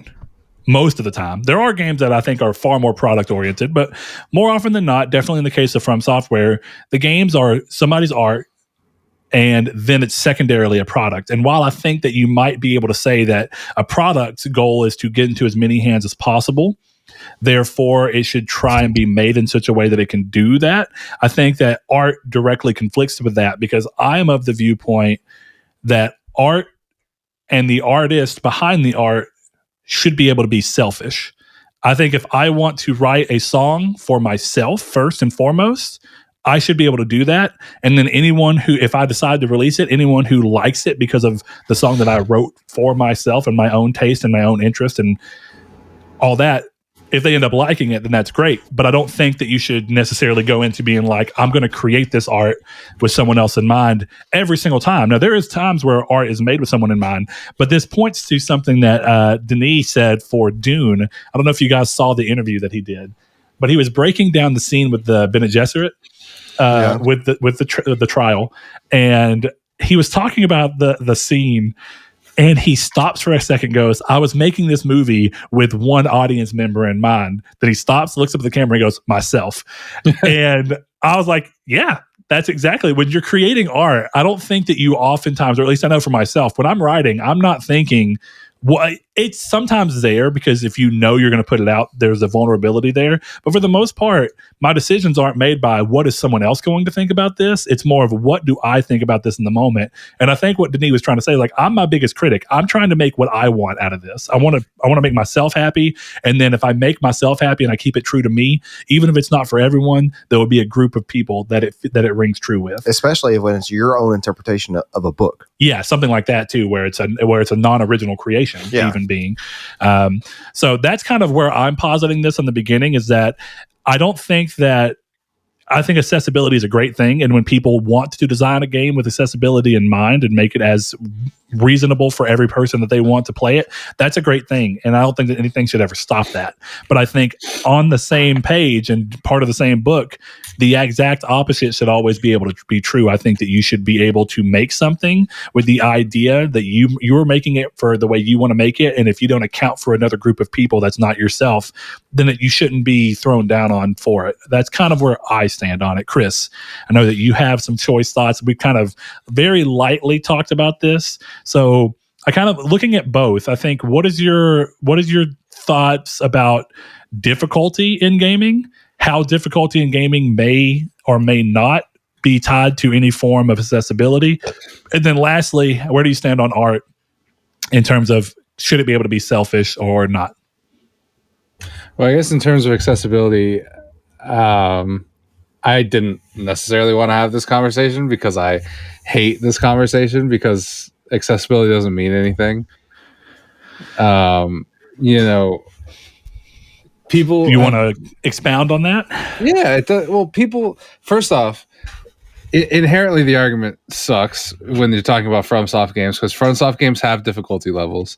Just because you choose not to explore the mechanics enough to find out that if you play with magic, you don't have to play the game very hard.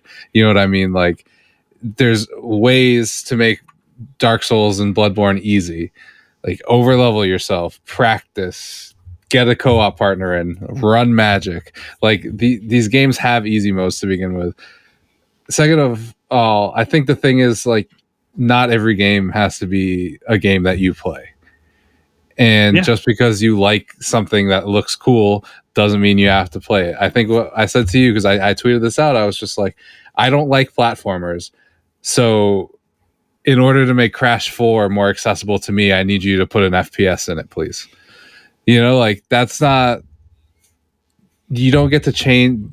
Games don't change because somebody on the periphery might not be able to play it, or it might be too hard for some, I don't know, Kotaku writer to get through a boss in a Demon Souls game. Like that doesn't.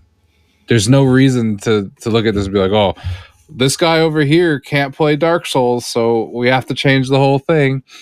I don't care if From Software and Elden Ring has an easy mode toggle in the beginning. That doesn't affect me, but I also think the argument's really stupid that it should. Yeah, I think that's the thing. Some people look at the idea and kind of posit this thing of, if the game has an easy mode, you're not forced to use it. Right. I think that the exact opposite. When people bring that up, right, I go, okay, so when a game doesn't have an easy mode or doesn't have a difficulty setting, you're not forced to play it. Right. Because it's the exact other side of the coin. Yes, if I play a game and it has an easy mode, I do not have to choose to play that easy mode. I play however I choose to do so, just like you can choose whether to play this game or not if you don't feel that it matches into what you want. And sometimes games do that. I mean, that's so, I don't care either. If a game gives the option, if Elden Ring does give the option, as long as that's what Miyazaki wanted to do, even if he changed the fact that he wanted to do it because he saw a lot of people being like, I really wish I could play your games. And he was like, I really want to make a game that I can get so many people behind so they can see what I see here. And being less or more difficult is not going to change what I view as the important part of this piece, then he can do so. But at the same time, if as a creator, he's looking at it and saying, the difficulty, as you want to call it in a Souls game, which I actually would argue that every Souls game, I said this the other day to Big Seth, the Souls games are not hard. No. They force you to practice and learn. That's all it is. The moment you learn how to position yourself favorably, or like you said, learn how to just abuse the systems that are already there, you can fly through it. To the point, a good example is you can run by enemies. In every single one of these games, you can get completely through a section without fighting anything but the bosses. Well, the thing I really don't get about From Software games, and before I say this, you two, I don't want to hear it. The audience, don't write in. I don't want to hear it. But I think the only reason to play these games is to beat the bosses, the difficulty they are. I don't think the gameplay is fun. I don't think the worlds are fun. Again, don't want to hear it. That's my personal opinion. That's why I don't play them. The only reason you buy all of them, and they're not good. I have fun with 0 of them, but I think the only point of satisfaction I've ever gotten from those games was getting through a boss. So because of how difficult it was and how much I had to work to do it, the Cleric Beast was the first boss in one of these types of games I ever beat. That was like a transformative experience for me. What's the point of it? I don't understand the point of these games without that difficulty. I really don't. I mean, yeah. Well, you told me not to chime in, so I'm not going to chime in. Yeah, I don't want to hear you argue how good they are, but I don't, because I get it. I'm in a.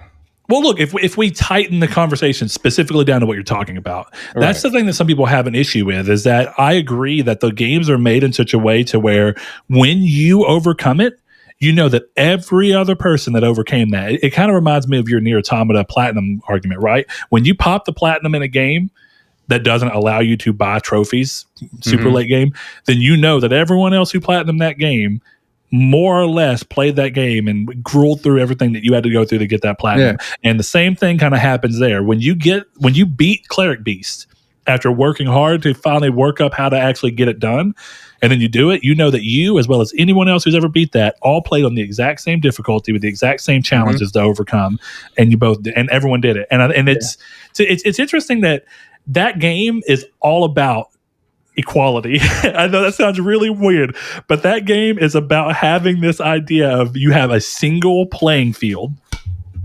There is no advantages or disadvantages realistically, the way I view these games. I think that they're very much set up to where everyone is playing on the exact same field, and it's just about how much you're willing to give to overcome the challenges of the game. And then when you do get it, it's like you said, it's a transformative experience. The first time I beat Phalanx and Demon Souls back on PS3, I couldn't believe it.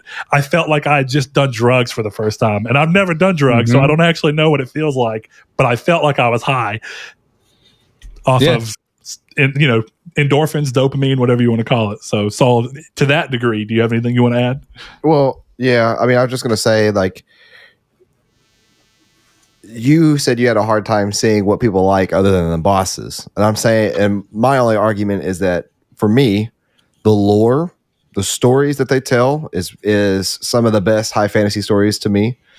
And not only that, but there was a magical moment whenever Bloodborne came out, and me and Brett were discussing the story and like the fact that it's not the Souls games don't make it clear without having to dig deep in the game to find that story, and how much fun it was to sit there and theorize about what the story was and figure, and us trying to figure it out together. On top of that, plus just the design of the games and how that they work, like how much they very much are a 3D Castlevania. That's just my argument on that part. Yeah, my point was more that I don't like these games. So like I get that there's aspects to them, but to me, the only thing that I've ever connected with was the feeling of beating a boss. That was more why I went on that fucking rant. But, excuse me.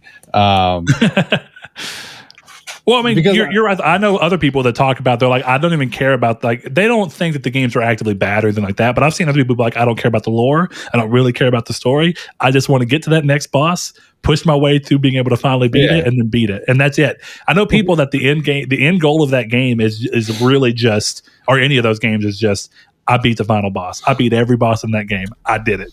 Right. You know? Exactly. Because that, to me, more than anything else, is my point. Is it's like, why... I think we can all agree that beating a boss is a big drive in those games, and why you'd want to do that easier. Because going back to what you were saying about everyone being on the same playing field, I'll always say that I got the Watch Dogs 1 Platinum before they patched the difficulty on the mini games. And that to me is like a big point of pride that I have that. If you can go check if you really want to.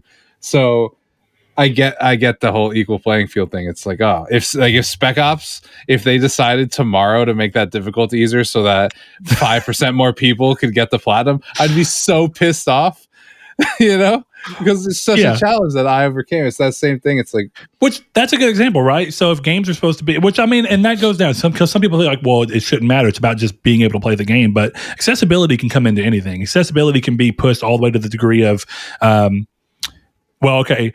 for most people, the trophy list is not accessible because it requires you to beat the game on hardcore difficulty. Mm-hmm. Well, that's an optional thing. Right. I mean, does everyone have to be able to do everything? Does everyone have to be able to buy a Lamborghini? I can't afford a Lamborghini. That's not a very accessible car. But what kind of car? Huh? I feel a joke coming. No, it's just that you're saying it really weird to me. What, Lamborghini? I've never heard of Lamborghini. Am I wrong, Chris? No, how do you say not Lamborghini? Lamborghini. Okay, fine. Sorry. Well, you just said guinea, and I'm like, I was like, did he misspeak? That's how I've always said it. So. Oh, Lamborghini. I don't feel like I'm that far off. You're not that far off. You're not that far off. It's just one of those things of like somebody said something differently, and I'm like, fine. I will only call it Lambo from here on out. I mean, that's fine. You can do what you want, but it's pronounce just one of those right. things. You get incensed about your wrong pronunciation. That's all. No. I'm more so. I'm not even mad about the pronunciation. I'm just like, that's an interesting way. To me, it's more about like, it's more not always about how conspiracy theories are like a thing. It's just more of like, how was this thought into an existence? Right in this week about my pronunciation of the word Lamborghini. Apparently, why would you want that? That feels like I'm putting way too much work into it. Lamborghini, Lamborghini. Yes, I don't know, man. It's interesting. It's like I used to call Suicune. Suicune, yeah. Sweet what? But Suicune is a Pokemon. It's like a Pokemon from Gen. You're like, I want this to sound like my windshield wipers, so that's how you pronounced it. I mean, Raikou. What? How did you used to say it? Okay, so Raikou is I've always said Raikou. Raikou or Raikou. Raikou or Raikou? Wait, now this is getting too much. Where are you getting Raikou from? Well, look, that's what he said. Raikou. This is like the problem between Titus and Titus. Raikou. But Suicune, when the first time you ever told me that, I laughed because I completely see how you get that. Yeah, because it's spelled like it's Suicune really doesn't kind of make sense. Suicine. Suicune. Suicune or Suicune actually is what I called it. Suicune. Seth called it Suicune. I don't know, man. Pronunciation is a pain in the butt. Yeah. Good lord. So going back to this, Chris, I guess the only thing that you haven't really touched on is the idea, and I guess all of this is encapsulated in the fact that, like I said, I think that's why I want to start the conversation with it being understood, or at least for the way that I'm speaking it, is that this is art, and then art has all other things. And I think that most of your arguments have leaned toward that, right? Someone had the idea to make Crash Bandicoot 4, and that was their version of what they wanted to do. Yeah. And were they selfish? Yeah, I guess you could argue that, right? Were they selfish for not thinking about all the first-person shooter fans that may not like this? Arguably, I guess you could say that, but it doesn't matter. The selfishness doesn't matter, but is it less accessible? But if you're kind of looking at it all through that angle, I guess, where's your viewpoint on an artist's ability to be selfish when the final version of this art is going to be made a commodity? Well, I think the only thing that an artist can be is selfish. That's the only thing he ever should be. Because if you look at the discourse now, it's dishonest discourse to begin with. Because let's take, for example, a book I've read. I don't think it's as great as everyone else does, but you have that book Lolita. I don't know if you ever heard of it. Basically the main character is a pedophile, and it's literally entirely about his relationship with a child. And now if you look at the conversation, I would not Google that word. I mean, you can. It's without putting the book title in. of a famous book and movie. But the whole thing is like about his relationship. And now if you look at the Discord, it's an inappropriate book about an inappropriate relationship. But the whole point of the book is how much of a piece of garbage this guy is, and it's showing you like his perspective on him thinking that he's not, you know? So I think the thing with the way people talk about stuff now is it's never honest. It's always a base level thing. Like if I put into my book, I have this character I want to write, but I almost am scared to, because she's just uses her. The whole point of her is she's a sex object, and that's what she likes. That's how she gets what she needs to get done. But I feel like right now it's so hard to write these kind of things because people don't look at it through the whole thing. You write one, section where she's using her body for this stuff, and she's, something just for the male gaze or blah, blah, blah, blah. So I think there's absolutely no situation where an artist needs to care at all about their audience. I think for certain things, and I can't believe I've kind of turned the corner on this, but if you want to put like blanket triggers at the beginning of your stuff, like, hey, there's there's violence, or there's stuff that you might not want to see, maybe don't pick this up. But I think as far as anything else, the artist just needs to do what they want to do. There's nothing more than that. So if an artist wants the story to be hard, the game to be hard, the artist wants the game to be hard. That's what it is. And you don't get to tell me to put an option in my thing to make it easier for someone else.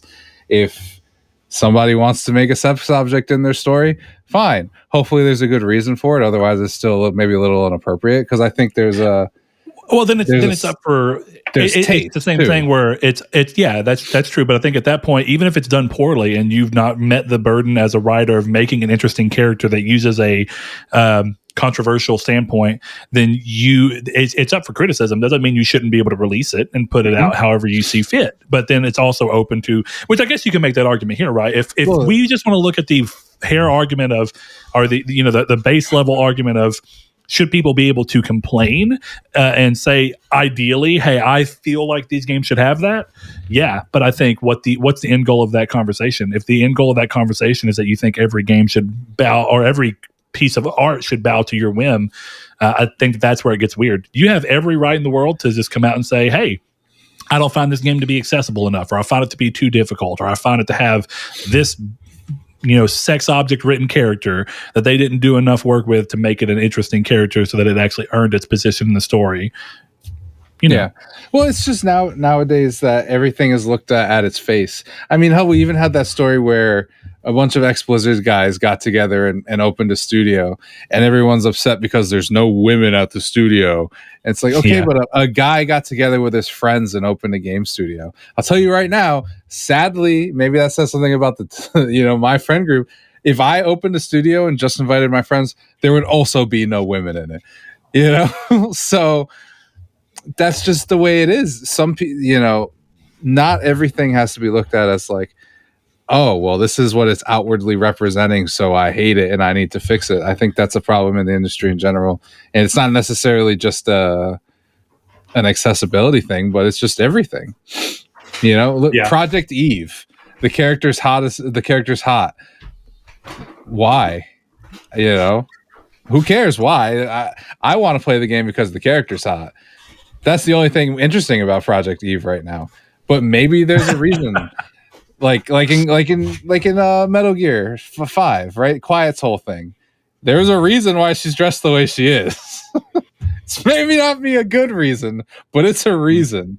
You know what I mean? So, stuff until people stop looking at the base of everything, then these conversations are always going to be dumb and they're never going to change. And I'll say, I think I told you, and I'm not putting any names or anything out there because I don't think he came at this from any kind of bad faith. I just completely disagree with this assertion. So part of this, me wanting to even talk about this, came from something on an online forum of sorts where someone was talking about accessibility in games and all of those things. And then they said that if someone doesn't want their game to be accessible, then they should look at why they're making, like they should reassess why they're making games. And I think that that's such a weird standpoint. I don't think any artist should have to rethink of why they're doing the art they do. They're doing it for themselves. I mean, I don't think anybody goes to work every day making games because they don't want to. You go and make games because that's what you want to do. And I think gaming being such a large group effort of people working together has a really interesting and high chance of accessibility coming into play and working, because you can have 40 people and 2 of them go, wouldn't it be really cool if we kind of did this so that more people could play this game? And as long as everyone agrees and doesn't care, then that's fine. But I don't think it's wrong that someone goes, my particular view of this game and this thing I'm creating is that I don't want that. I mean, it's a group project. He should be able to be overruled if the majority want it. But let's say it's a good example is Stardew Valley. It's a single guy making a single game from the selfish fact that he didn't feel like any games coming out were doing a good job at kind of replicating what he liked from Harvest Moon. And then he just went further of adding the things he always wished Harvest Moon would have put in. And then what happens? That game comes out and sells gangbusters because other people happen to be in the same boat of thinking, I really miss how Harvest Moon used to be. And that's where you reach this point. And is it wrong for him? Like if he didn't put something in the game as an individual, is it wrong because he didn't account for every single person that may look at that game and go, is it possible for me to play that? I don't think so. I mean, he made it for himself, and then he just let other people in on this thing he made for himself. Well, it's one of those things, like, even let's get even more nebulous about it. Even if we're looking at a trophy list, right, where I think it's Fight Night round 4, which is not a PlayStation game, so it would be an achievement. But they have an achievement for being the best in the world, literally in the world, and getting a title belt from the person who has the title belt, right? So you need to be the best player in that weight class on the platform. Now, that is an inaccessible trophy, and me and you on its face would say that's insane. It shouldn't be in the game. But who's to say there's not one guy in that boardroom who's like, I have a proposal. There's 6 people total who can ever get this achievement. That, to me, like, that sucks as like a trophy hunter. I'm like, I don't like that. But like as a person, I'm like, if I had one of those 6, that'd be pretty freaking cool, right? So it's just a matter of like, doesn't need to be accessible to you. It's something that like maybe like I said, the dev was just like, I want so few people to have this, or I want my trophy list to be an ultra rare platinum that very little people have. So I'm going to make some ridiculous crap in this game just so that I can say that. And that's a valid way to make a list, and that's a valid way to make a game. All right. Well, Saul, I'm gonna take it over to you, man. Kind of on all these things, kind of just give you a quick refresh of, how do you feel about difficulty in games? If difficulty is inherently tied to accessibility, or whether those can be separate from each other, or should be separate from each other to a degree. And then do you think artists should be able to be selfish if they see fit? Well, I mean, we'll just start off with the core of it, which is artists being selfish, because at the end of the day, if an artist gets their way, that's all that matters. If the artist gets to create what they want to produce, that's what matters. And that could be anything. However, I don't think that there should ever be a petition, anything in the world, a rally, anything that should try to change somebody else's viewpoint, or their artwork. I mean, I said viewpoint, but I meant their artwork. Unless there's something inherently flawed with it on a fundamental society level, or something that is just incorrect information that is trying to be perceived as correct information. Okay. I think as long as it's subjective, then I think that there shouldn't be a thing. Like people with Nintendo, I said this last time, that you shouldn't petition for a female Link if they don't want to make a female Link based game. Or you should petition for a Zelda based game where you actually play as Zelda. Because the issue is that maybe they didn't want, like there shouldn't, why would you change a character's gender based around what people wanted and not what you wanted? You wouldn't. You would simply create a new character, or you would find a way to make that work. Not based off of them, based off of what you wanted. Yeah, sure. And that's my same take as last time. Well, a good example, right, is if someone came to Nintendo, somebody who was very passionate about Zelda, and they said, listen, this is my spiel for a female-led thing. We're gonna go into lore about why we're changing Link from the hero he's always been, and instead we're gonna gender bend, and there's gonna be something that comes from that, and this is my entire spiel around it. And Nintendo goes, cool. But it's, I guess the difference here, right, is and that's where it comes into is, are you petitioning for someone to change Link in a game they're already working on to be female? Or are you petitioning for someone to just go to someone and be like, even if you don't want to, go make this? I think it's kind of like, I don't think somebody should petition for characters to be changed that are already established characters to begin with. Yeah. I mean, again, if they want to, whoever owns that character can do what they please with it. And exactly. And like, that's the thing that like is if you made a book and you were really proud of this book, and then somebody came to you and said, I don't like the fact that that's a female. I'm a guy. I don't want to read that book and have a female main character. That needs to be a male character. You should change it. Absolutely not. Get wasted. Get away from me. So you're actually getting into what one of my responses was to this when someone was like, I don't feel like accessibility and games should be mutually exclusive. And I'm not saying that. I don't think that that's what I'm getting at. I think where my thing is here is that I don't want a world in which we are dealing with compelled action, which is kind of what you're talking about, right? That's why I bring up if Elden Ring right now, if Elden Ring from the beginning of it all had Miyazaki be like, I want to make this game have difficulty modes and all these different things so that more people can play it, then that's great, because he came to that conclusion, even if it was through extra information given to him from other people or for considering the feelings of others. But there's a difference between someone being like, that's just not the game I'm making, and then making them go and change it anyway.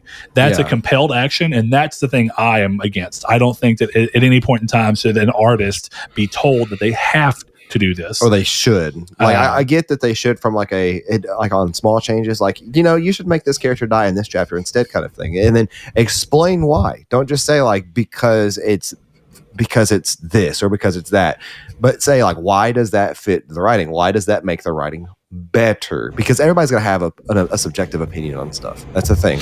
And then so when you create art, people are going to use their subjective opinion to view it, and they're going to give their subjective opinion to criticize it, which are all valid, or at least valid from the standpoint that they have an opinion they have just as much a right to as anyone else. Exactly. Yeah.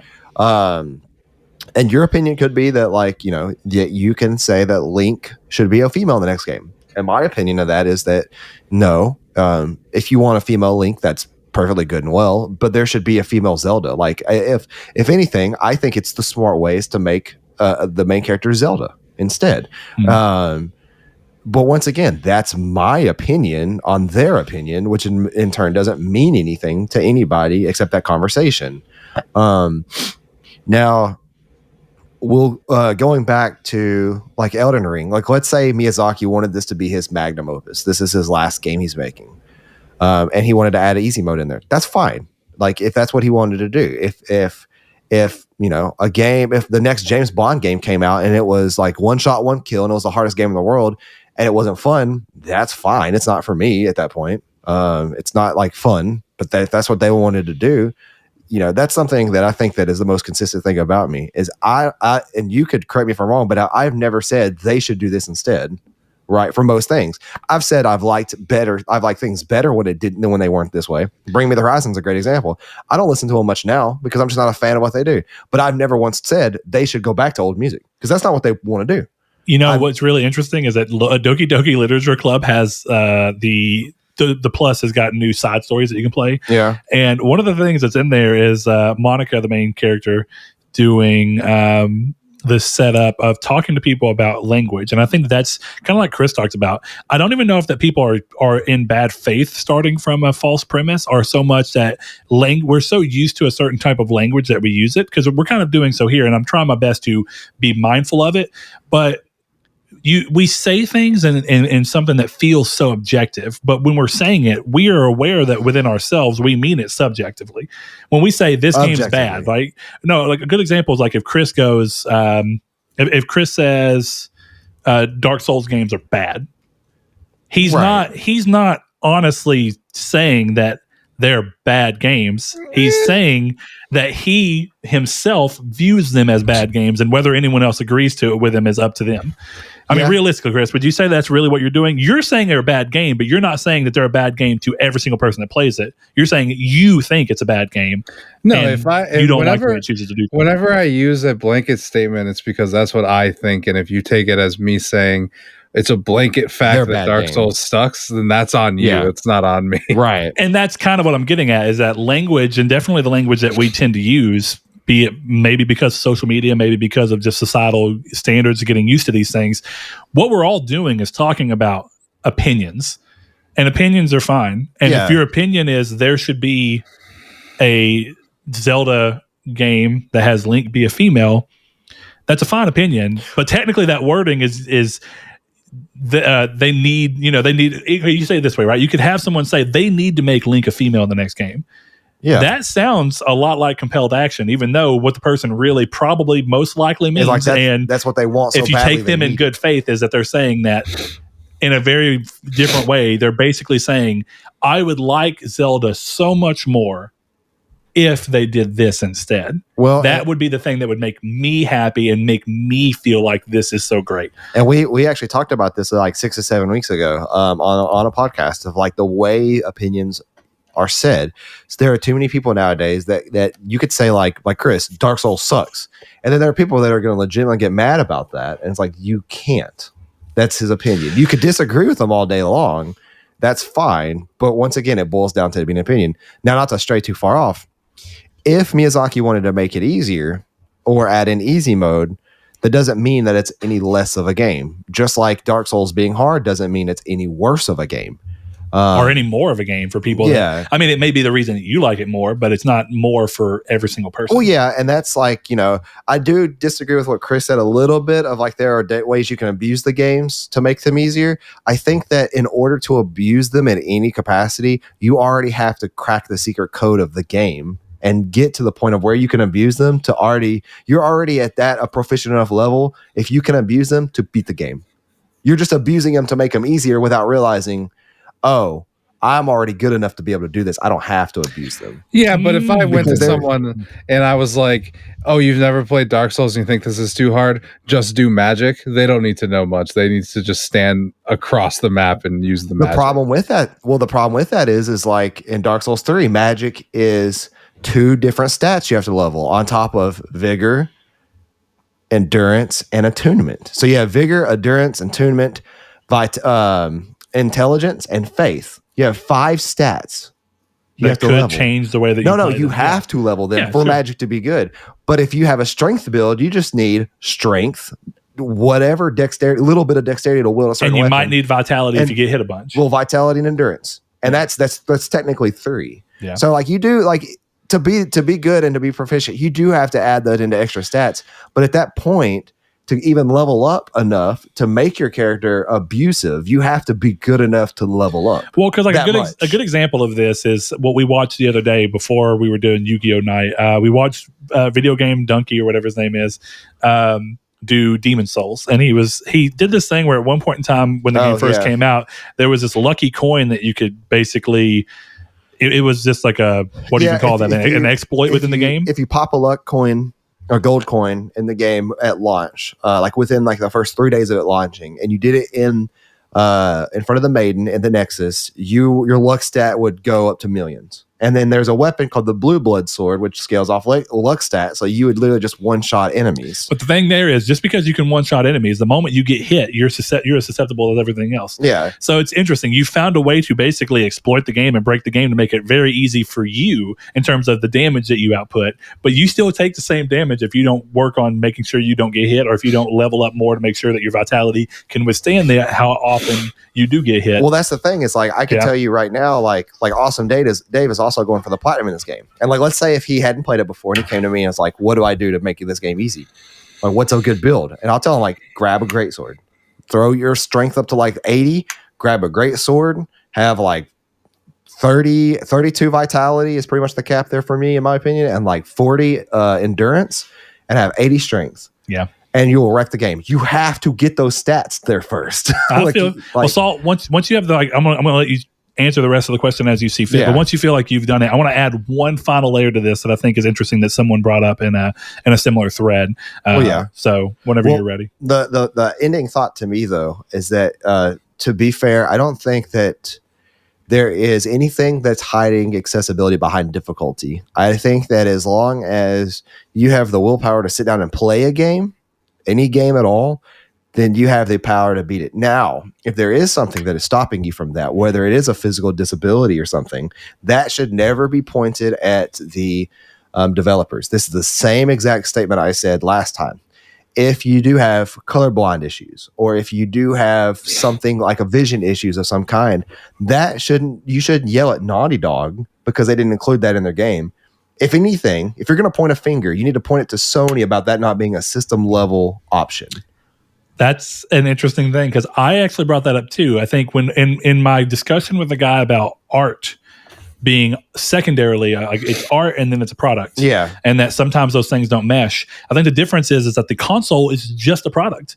Yeah. You don't look at the PlayStation 5 and go, the PlayStation 5 is art. There's aspects of it, like the design was art for someone. Yeah. But the system and what the system does to play those games is a product. And for Sony's level, it makes the most sense to make it to where on a system level wide thing, as many people can activate things to where there's not even a need to rely on the developer. And a good example is Microsoft making the accessible controller. Well, that's what we talked about last time, and this was when Sekiro launched. We talked about the fact that, like, let's say if I had my hand and I was missing fingers and I couldn't play well with a normal controller, but then Microsoft came out with a new controller, but you don't really like Xbox, you really like it, you're a trophy hunter and stuff like that, but let's say that the controller doesn't support on PlayStation. And then at that point, you turn your finger to two people. You turn it to Microsoft. And then Microsoft may say, we'll support it on PlayStation if PlayStation says so. And then you point your finger to PlayStation. And then they say, yes or no, or they don't respond to you at all. Sure. And then, like, that's the thing. But, like, you can't tell me, like, Naughty Dog is with they did the best job with the accessibility options in The Last of Us 2. From somebody who's not even played it, I've seen just random in the wild, like, there's a subreddit called Damn That's Interesting or something like that, where it's like just really cool things that happen. And there was literally one on The Last of Us, accessibility. Yeah. I know that there's an option that you don't even have to press buttons to pick stuff up. It does auto pickups for you, which, to be fair, like, that should be on by default. I think, like, in games like that, where if you go through and there's no, like, if bottomless inventory specifically, but just having that as an option for somebody who may get fatigued from having to press triangle to pick stuff up constantly, kind of thing, in one little motion. Sure. That's pretty cool. But just because Naughty Dog does it well doesn't mean that Destiny's new update, that can do the same thing. So instead, you point it to, like, at a system level, like, this can be solved here. Like, you can make accessories and stuff like that can help you out. And PlayStation took a step toward that with, like, button remapping as a system-wide feature. They absolutely have when it comes to system features in PlayStation 5 from PlayStation 4. True. So, but that's my whole thing of, like, you can't change. There's too many developers. There's way too much there to take for chance in terms of what they can be added in games. So just have it do them at a system level. And honestly, like, there is a thing to be said. And I'll like I said, I'm gonna finish it off with this of everything doesn't have to be for everybody. It's great when there is things that are for everybody. But, like, here's a good example. Last night I was at my in-laws. We were watching football, and everybody was around me who had a beer. And I'm like, I can't drink beer anymore. I'm like, that kind of sucks. But, like, you have to get over it because, like, what else are you going to do? Are you going to dwell in the moment that you can't have beer and be all sad for the rest of the night? No. You're going to be like, oh, well, kind of thing. it sucks that I can't play that game because of this one thing, because I don't want to have to do that. You're going to have to get over it, because that game does not have to appeal to you 100%. And that is like a tough thing to say, or a tough thing to hear for some people, but it is just the truth. Like, not everything is for everybody. One of our buddies up at work, his wife can't watch horror movies because she has a heart thing where if she gets scared, it actually messes with her heart rhythm. And it's like, you can't go and shout and say like, stop putting jump scares in movies, kind of thing. Like, she just has to accept the fact, and she has that, like, she can't watch movies with jump scares in them. And like, that's kind of the thing, is like, you have to kind of get over the fact that you can't have everything and you can't get to everything. Yeah, which kind of comes to this thing of like what Chris said, right? Chris said he's turned a page on the idea of trigger warnings, and I think what's interesting there is I think it's fine, just so much as it comes down to if the artist wants to put them there, fine, in terms of if they do it themselves. But then past that, it's just on the company that's putting it out, because at that point it is a product, and the company that's making it a commodity wants to add that so people have that cushion. Yeah, and that's on the company that's doing it, because that's more on the product side of things. But I think the last thing that I wanted to kind of bring up is, because even in this conversation, partially because of me, partially because of Chris, and partially because of you, all of us have done it. This conversation is so heavily focused around From Software, despite the fact that From Software have said on multiple occasions that they have zero intentions of changing their games to add difficulty modes or to be more accessible by way of difficulty, as that people view it. And to that degree, someone brought up, like, at what point do we stop structuring this conversation so much around a company that's already made their intentions clear? And it shouldn't have been that to begin with. I mean, yeah, true. But now that we've had the conversation, we've brought it up, and now From Software, gamers, a big enough group of gamers brought it up that From Software saw a need to address it and gave their address and said, "We hear you, we understand. We just have zero interest in doing that because it's not the games we want to make." And they've said that on multiple occasions now. At what point do we stop filtering them so strongly into the conversation? We did it. Literally everyone does it. And a big reason that this is even happening is because of Elden Ring, a From Software game. Yeah. People complaining about a game that for years now we've known from them, they're not going to not do this. So I think I think that one's interesting. I think it's an easy question to answer, right? It's because all the From Software games look like fun. Like, that's as simple as that. Is all their games, whether that's why you buy them all, because they look fun. Exactly. So they come in and they're like, okay, these games are fun. I want to play this, but I don't have the patience to beat this boss. That's all it comes down to. So people want it to be easier because they're like, I want to experience this, or I want to keep playing Elden Ring because it looks so cool and I need to play this. And it's like, no, well, A, you don't need to play it, and B, it's too hard for you. Move on. Well, not only that, but there's a secret here that people may need to hear, because they just may not realize it. It's like, every person who's ever beaten a Dark Souls game, or a Doom at the highest difficulty or whatever, like, they did not start off great. No. And like, that's the thing, is I feel like a lot of people who complain about, like, oh, these games are too hard. This is going to be like, this is the best way to put it. I don't even exactly agree with the words that are about to come out of my mouth. But if you say that, you're a casual gamer. And by that, I don't at least for that game. I don't mean it. Yeah, I don't mean it in like a derogatory way. I just mean it as that it's very common to have a misconception of like, that game's too hard, they should make it easier. I want to play that game. That's the problem. Then play the game. You're putting the burden on the artist and not yourself. Yeah, if the game is very clear in telling you that, hey, to play me, you have to have a certain level of dedication and you have to be willing to practice to get better, because that's exactly what it is. I told everybody, Bloodborne took me a little bit to get used to because it is different. Yeah. I spent like 6 hours in the very first section of Yharnam before I finally actually went and fought Cleric Beast. I fought Cleric Beast, realized that it didn't continue anywhere, and then whenever I realized where Gaswan was, and I died to him the first time, I said, I'm going around, I'm going to play more, I'm going to get better at what I'm sucking at with Gaswan, which is he's so aggressive, and I can't seem to move quick enough. That's how I was with Demon Souls. Yeah, to guard that. So I'm going to go around, and I'm going to go and challenge myself with these enemies that I feel like give that the closest thing to that, and I'm going to train for the moment at hand. And then I finally got through it, and it was still hard, and I still think when I play those games, Father Gaswan is still one of the hardest bosses for me. but that's just what it is. That's my particular thing that I needed to work on, and I spent the time to do it. And there are people that would say, I don't want to spend 6 hours in the first area of any game. But like Chris said, the moment that I beat Father Gaswan, boy. And that's the thing. And the only reason I relate it to a casual thing is that you know that the games that you play, you get better at from spending time in them. Sure. Well, if you say a game looks cool, but it's too hard, there's a problem there. Then play the game. These games, there's not some trick to these games that makes them easier. They literally just get easier the more you play them. The trick is give them time. And the funny thing is like, you may be good. I'll give you a perfect example. I platinum Bloodborne and had trouble with Dark Souls 3. Just because you're good at one FromSoft game doesn't mean you're great at another. Now, that doesn't mean you can't adapt faster, because you will. Once you learn the secret combos, which is just me saying, once you learn the way dodging works and the way iframes work and stuff like that, it's very simple to have that in your head of like, this is the bread and butter to these games. And then you just got to learn each game. You got to learn the timing for each game, the speed for each game. That's it. A good example too is bar of progress, because I think that you can look at games that have all these same things you're talking about, like Smash Brothers Ultimate. But the thing about Smash Brothers Ultimate is that when you play it, you're not barred from progressing. You're just playing with other people. And so the challenge that you have to meet is just as much as you want to be able to play with the other people, but you can still play whatever.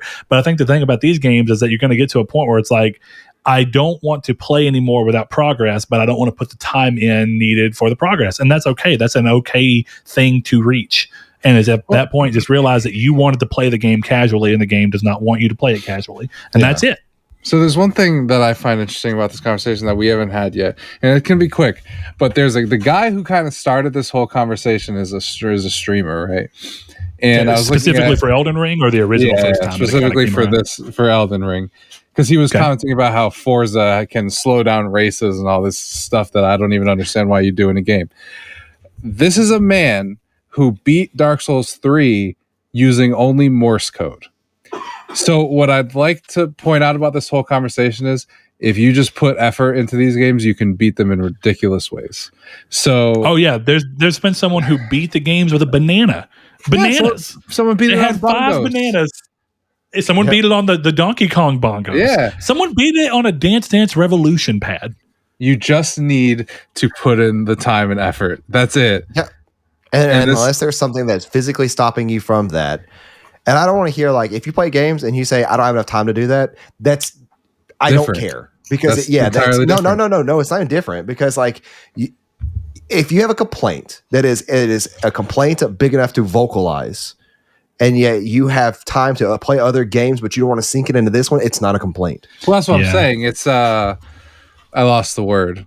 But it's not an accessibility thing at that point. Well, it's just that you don't want to thing. It's just you don't want to admit it. You just want to be able to say, I'll chunk it on easy and play it that way. Well, and for the people that bring accessibility into the play, right? It kind of, how far down this weird rabbit hole do you choose to go? Do you get to the point where you start looking at accessibility like the person who reviewed the PS5 poorly because it was too hard to get? And what I mean by that is, do you want to start giving games poor grades for accessibility? So look, you can say Forza Horizon 5 has got tons of accessibility stuff in it, right? To the point where they have people come on screen doing sign language. That's cool. Which is cool. Again, I'm not hating any of these movies when a game does it. It's cool, but it does that. But if I want to go far enough down this rabbit hole, then you know what?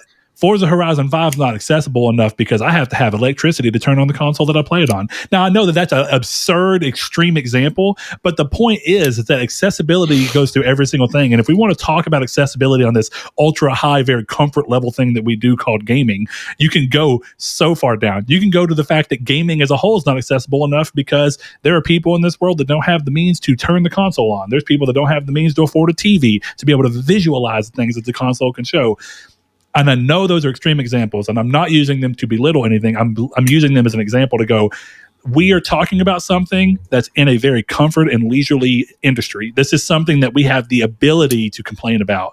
And we don't even, like, some people are losing the forest for the trees, that we're complaining about something that's already high level that we have the accessibility to do in the first place. Yeah, and you got to start from somewhere. You just can't throw every game on easy mode and play it. And if you have a complaint about that, then you just need to stick to those games. Like, if that's the thing, like, you can't force developers to change over something like that, in my opinion. You can't force an artist to change their art. Yeah. And it's at that point, if you have a way to tell a story, that is the word, hard, force. Yeah. Right. Force. Some people keep, you can ask and say, hey, could you make this like easier and have good reasons behind it. You can have, and you may change this man's heart. And he goes, I never thought of that. You can have a disability like with thumbs or something where you can't move them quickly and you can't play the game adequately. And you may say, hey, is there a way I can increase the sensitivity on the thumbsticks? That we're not talking about that kind of stuff there, but what should our communities take me for that? Well, you had one. So let's kind of go through the options real quick because we can bring this one in, but I have a feeling that at least on Twitter, when we go to Ask It, we're inviting a lot of people to come in from bad faith standpoints, potentially. I don't even want to do that one again. I didn't think so. Because we've already done that one. Yeah, we have. So what's the one that you thought that you said related kind of to the Game Awards, I think? No. It related to the PlayStation 5's birthday. I was going to say, for those that have had a PlayStation 5 in the past year, what is their general thoughts on the past year? Okay, yeah, that's fine. Because... I think that I'm actually going to play Demon Souls again real soon. Guys, I know what we didn't do.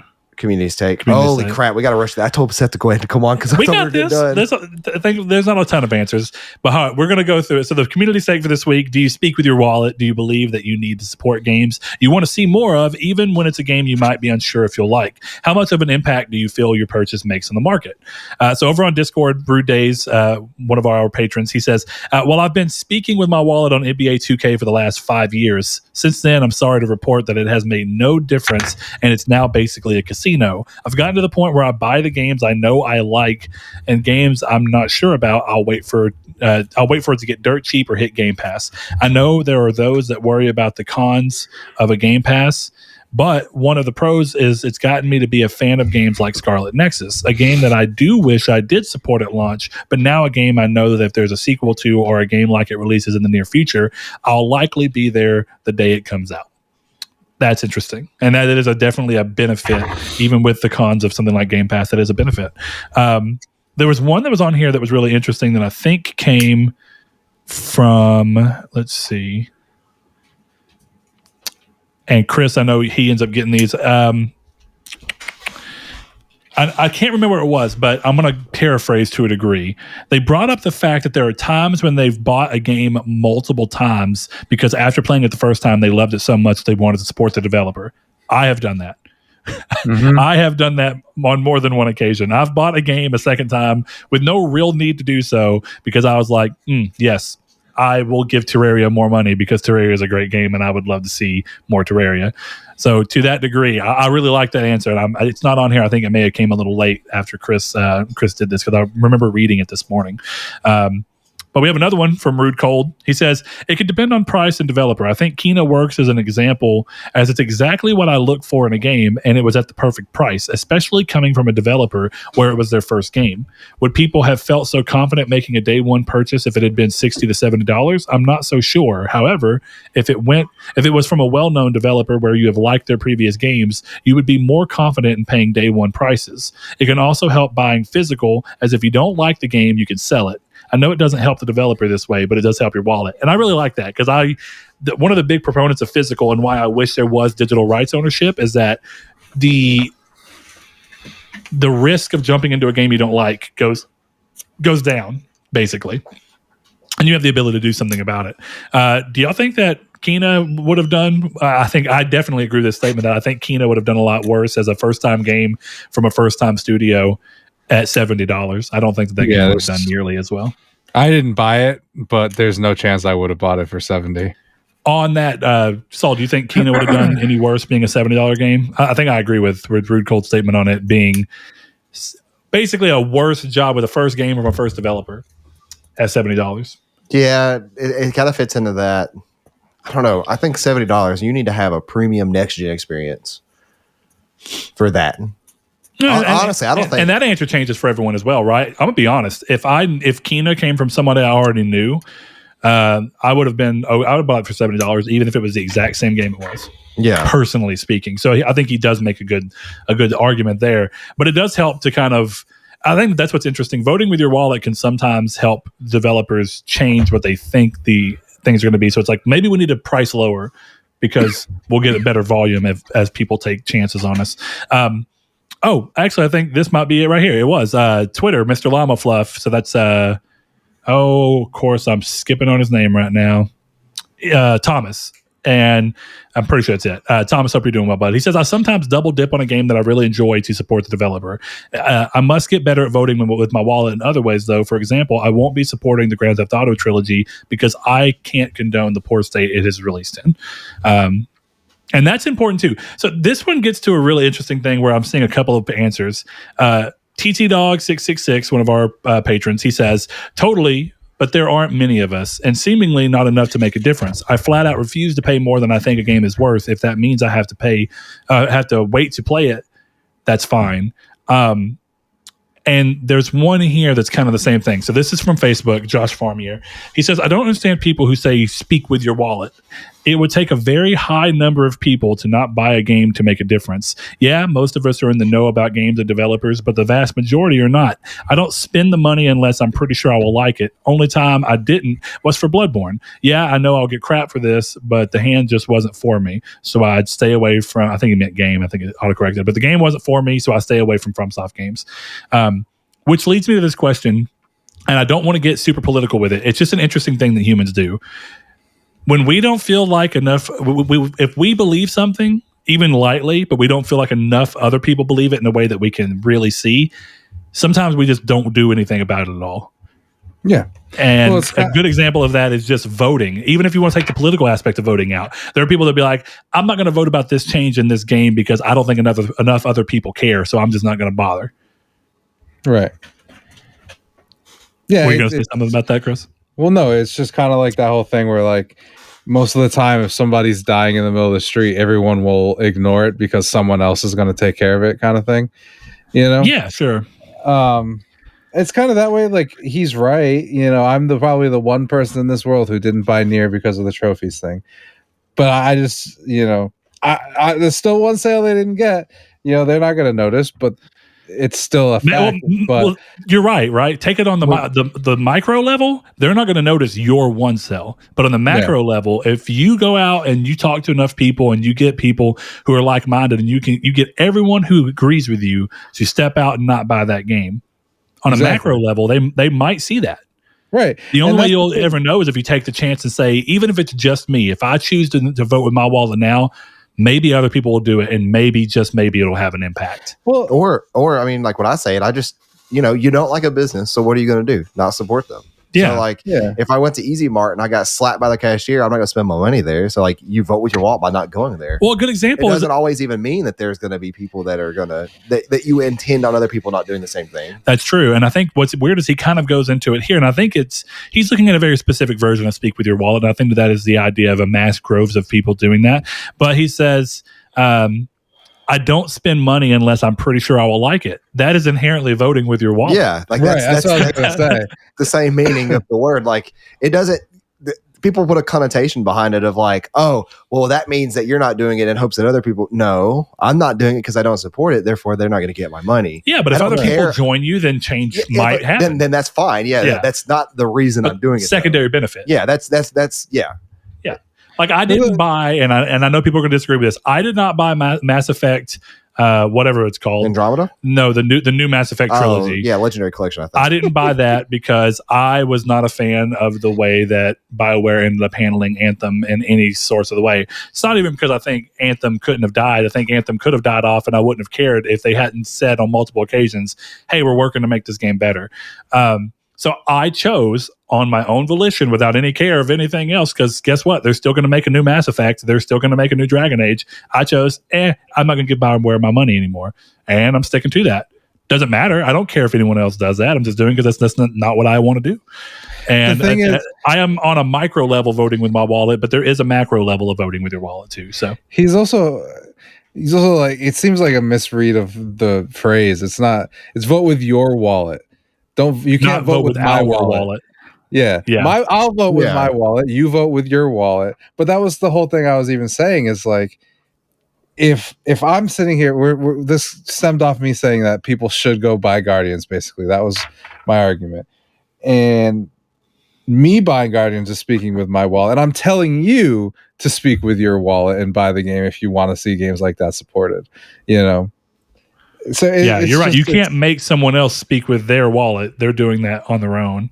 Right. But if you don't like loot boxes, and then like if I came on this show and I was like, loot boxes and microtransactions, the bane of the universe, games would be better without them. But then 5 seconds later, I talked about how much money I spent on Apex Legends coins. I'm not voting with my wallet. So this is just that kind of thing. It's you have to be the change you want to be, even if nobody ever sees you doing it.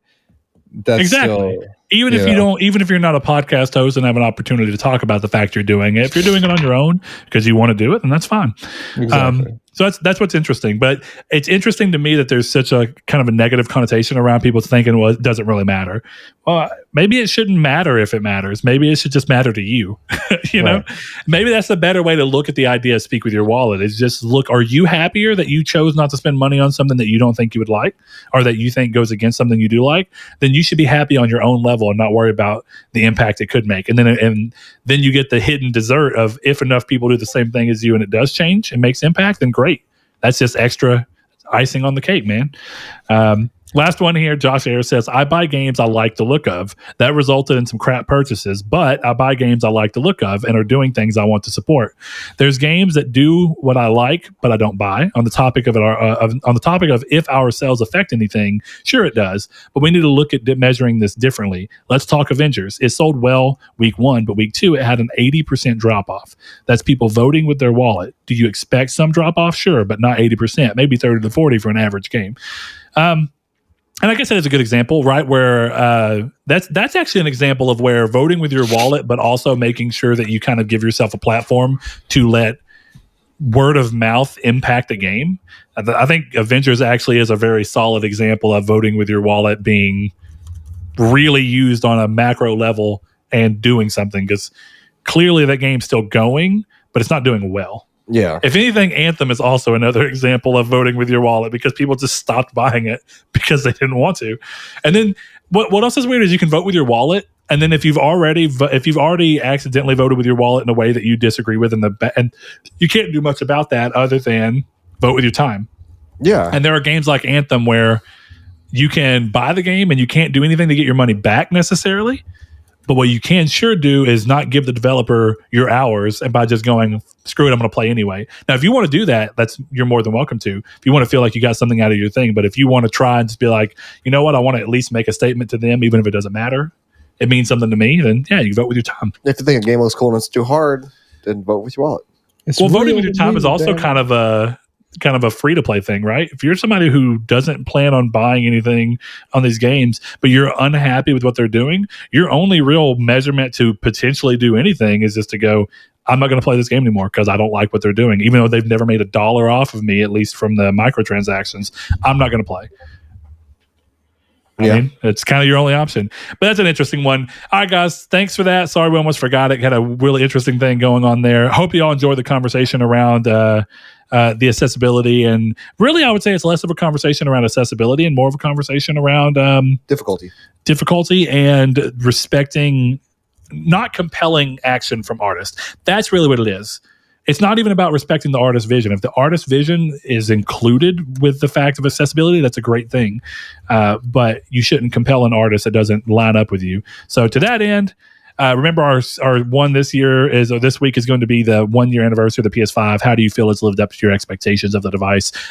Be looking out for that on our social media. Remember, that's at Triangle SQRD over on Twitter. You can find us on Facebook at the group Triangle Squared, a PlayStation podcast, or you can find us in the Discord, which we always have linked down in the description below. As a shout out, we always like to shout our patrons out for being so supportive of the show. So without further ado, we like to end this show off, and thank you for 237 episodes. Chris, thanks for joining me, man. We will see you next week. All right. All right, man.